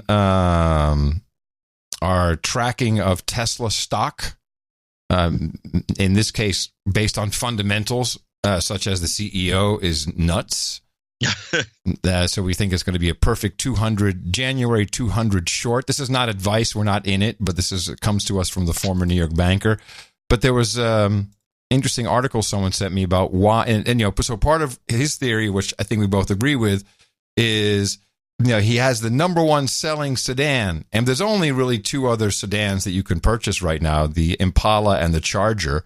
And after this, these are all the fans. After this, there's not going to be any demand. And there's a number of theories about why people are buying SUVs and not buying sedans anymore. And subsequently, they're not being made. And one of the premier reasons seems to be the number of child safety seats you can get in the back, which would really be exactly two. And so these cars are just no longer big enough for your typical family. Now, when I read this, I thought, yeah, maybe, but seeing the way things explain the dog phenomenon. Well, this is exactly my point. I think SUVs, people have them because they're moving from babies to dogs, and the SUV you have the rear, the fifth door opener, so the dog can bound in or bound out. It's the way the commercial works. Hey, Fido. Click, click, up goes. There's room in the back. Yeah, and the dog gets in the back. That's why there's no trunk. It's actually the trunk is up in the car. Yes, and that's where you put the doggy basket and his toys and his blankie and all the stuff. I think that is the main reason. I like the theory. It seems doable. Yeah, that would account for the minivans too. Totally. Now, the minivans actually are hot because of the price, because they're just so shit. The SUV. We've had. I think we've gone through 10 of these things. Yeah, exactly. They're shit. They break. No, they're not. We had one minivan. Wouldn't one just be enough if they were great? We still have. Well, after a while, it's like you want something newer. You said you had 10 of them. We probably had 4 or 5. Okay, but. We had one that was 360,000 miles are put on that thing. Whoa. Still runs like a truck. Now do that in your drawl. They're very smooth riding. Do that in your drawl. It's a fantastic invention. Unfortunately, only Chrysler seems to make the product right. Yeah, but now Chrysler got this. Now you got to tell you this story. Chrysler got sidetracked. So Mimi's got this Chrysler Town and Country. It's a fairly new car. It's fantastic. It's got radar. When you're driving along, if there's a car nearby, beep, beep, beep, beep, beep, beep, beep, beep, beep. You get a little noise so that you don't turn into somebody. It's got all these features, cameras, radar. John, I know that you're driving around in a 23-year-old Lexus, but this is kind of what people have these days. So, if you're surprised by it. Okay, well, here's what I'm surprised by. So the battery starts going dead, and the computer decides that the car now really needs to be either taken in for a new battery or something. It's not going to first of all, it's not going to start. It's not going to give you any. It's going to start beeping if you try to do anything, and if you try to disable the beeping and beeping and beeping, by for example, sticking your key into the ignition. Yeah. A clamp inside the ignition locks the key down. Oh, nice. So you can't get the key out. And so there's this rigmarole she goes through. Oh. She's explaining it to me. The key won't come out. You need to do this. And the keys are coordinated. So if one key doesn't work, none of them work. You can't open the doors. You can't do anything.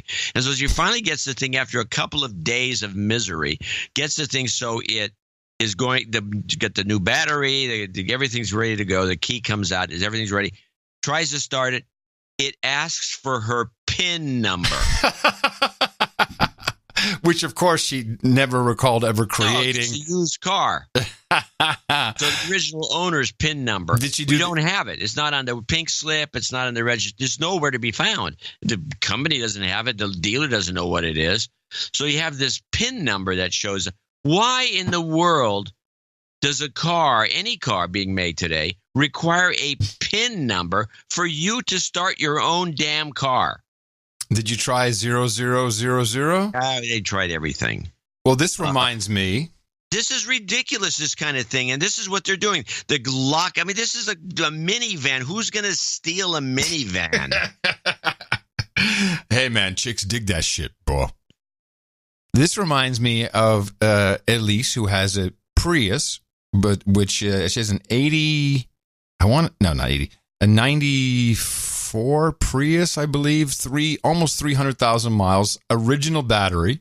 I'm very impressed with this vehicle, except when she had it here in the garage, when she was staying here during the summer, there's a smaller battery which activates the systems.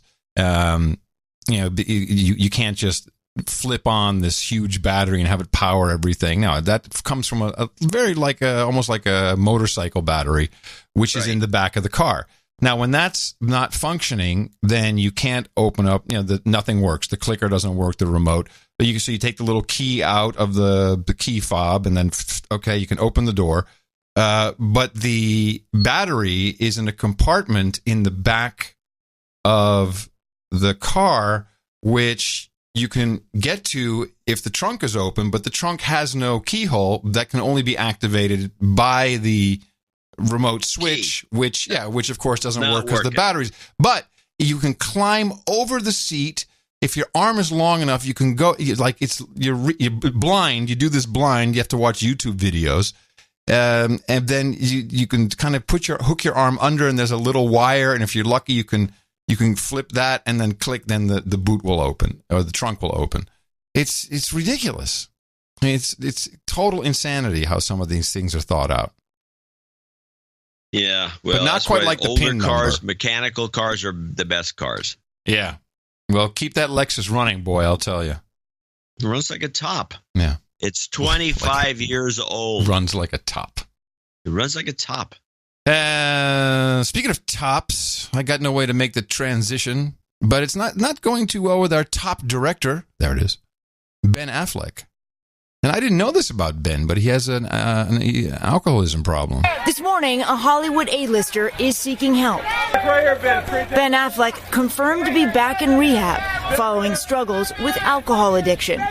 A source close to Affleck saying, quote, "One crucial aspect of Ben's recovery is for him to be able to seek help when he feels as though he is not in control, when his ongoing treatment and meetings with sober coaches aren't quite enough." Holy crap. If he's at that stage where his meetings and his coaches are not enough, he needs someone to physically stop him, I think. It's a serious problem. And this is apparently the third time he's been in rehab. I didn't know anything about this. Adding, the best case scenario is for him to seek help, which he has done willingly. And for that, we are all very grateful and hopeful. In a decorated career full of Hollywood blockbusters, Affleck's next role, getting healthy. Steph, as you mentioned, Ben Affleck has been in rehab before. Has he talked about his battle with addiction? The last time he got out in March 2017, and he was very open about it on his Facebook page. He wrote, "I have completed treatment for alcohol addiction, something I've dealt with in the past and will continue to confront." He wrote, "I want to live life to the fullest and be the best father I can be. I want my kids to know there is no shame in getting help when you need it." And it sounds like he needs it again, guys. So this was just your typical Hollywood story, and they kind of fluff over it. The guy has a serious, serious addiction problem.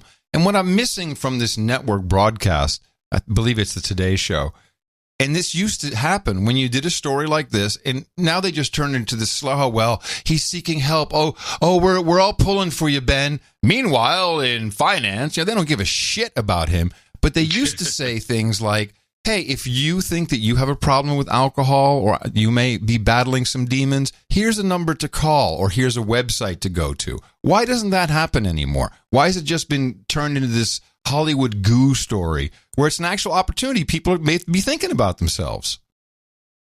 Oh, you make a good point.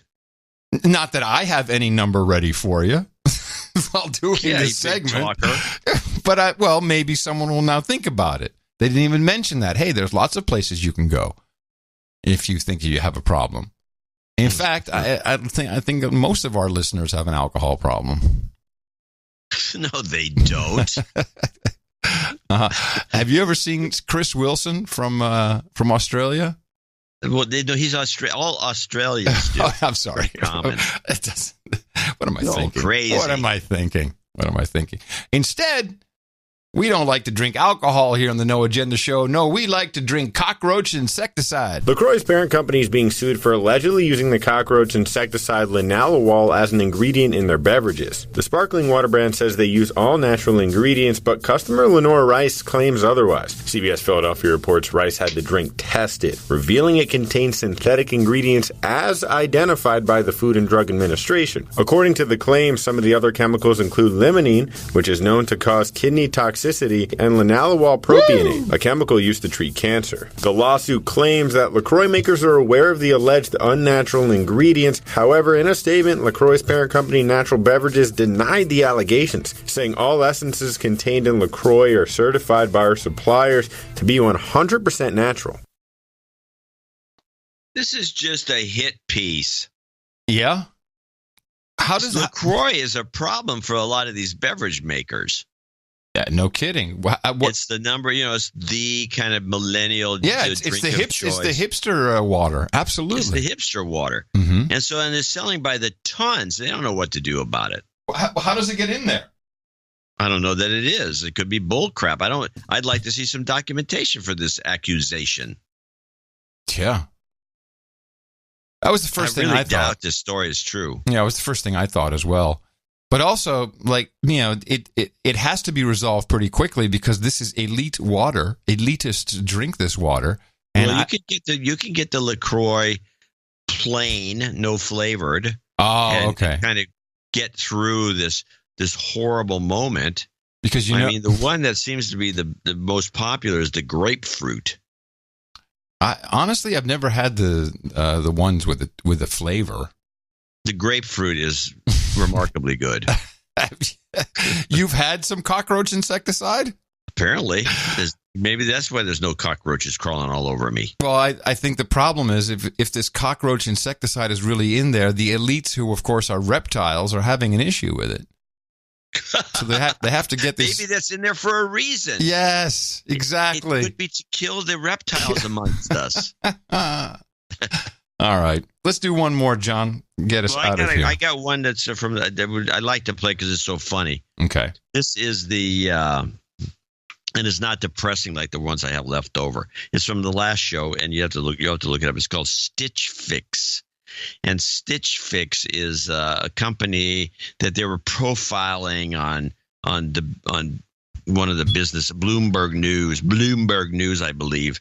And this girl, I'm listening to this, and it's like a CEO or the spokesperson. It's just a dimwit that says really, really, really, really, really, really all the time. And it's just, to me, is like the high tech is another indicator to me that the whole thing's about to collapse. At first glance, Stitch Fix is a fashion company, but it seems that it's actually more of a data company. You really use data science to do a tremendous amount. So tell us a little bit about that. Yes, data is the new bacon. Absolutely. So on the surface, we're a personal styling company. Mm-hmm. So a client signs up and lets us know her general size and style preferences, and she'll schedule a date to get a Stitch Fix. And that Stitch Fix is curated by a real human stylist, but the data is a really, really important part of what we do. And so our stylist, when she's making selections for you, she has at her fingertips world-class algorithms that were developed by our 40-plus data engineers and a team that's led by the guy who used to run all of algorithms and analytics at Netflix. And what they're able to do is to generate really, really great recommendations so that when a stylist is making selections for you, she can do so with really great data, knowing that this shift dress is going to be great for somebody with your shape. Or she may choose to send you something that the algorithm wouldn't have known to send you because you let her know I'm going to Hawaii next week. And that's information that she can interpret differently. And it's like Pandora in that it learns what you like and Absolutely. And suggests based on... Exactly. And there's a lot of interesting analogies to Pandora. And so when a client is signing up and letting us know their preferences, that's kind of like the client side of it. On the product side, we gather data on every single attribute of all of the clothing that we bring in. So we know that at the end of the day, it's not necessarily fabrication or color that is the most important attribute. It's actually how's it going to fit on people with different body shapes and how is it going to work with people who have different styles. So all of that we code up front the same way somebody at Pandora, a music expert in Pandora, would code music. Stop the hammering! My goodness. Yeah, take it. I can't believe it. Clip of the day. I don't think that's ever happened that you got a clip of the day at the end of the show. No, I think it's well deserved. It was perfect way. Because I found a chatterbox who says really, really all the time. No, you showed us the actual tipping point, the nexus of when the tech industry started to implode upon itself. Yeah. It's like WTC 7. It's pretty pathetic. Yeah, oh my goodness. Hey, good job. I'm depressed about tech now. Good. It's about time. Go play with my shitty 1809 install on Windows. I got translucent boxes on my screen. It's a long story. All right, everybody. Sounds like a fix is in. There's a fix is coming for sure. That's it for this episode of the best podcast in the universe, your No Agenda show.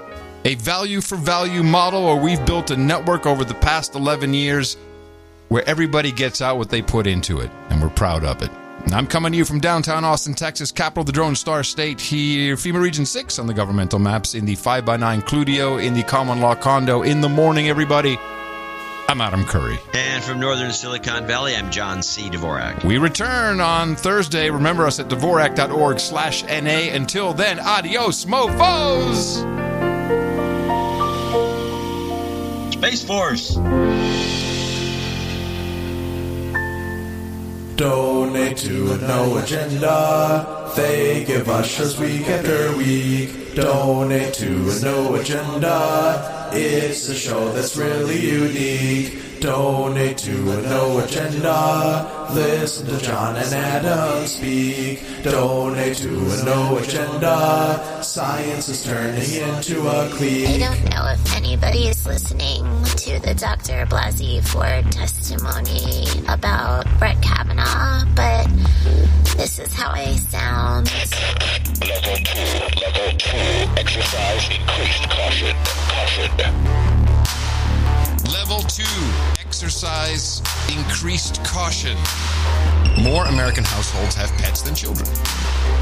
I think a good part of the American public would just as soon be part of a global government that's run by somebody in Brussels. Exercise increased caution. I know it's a surprise to even me that I talk this way, and I'm a doctor and a grown woman. I sound like I'm still back at that high school party.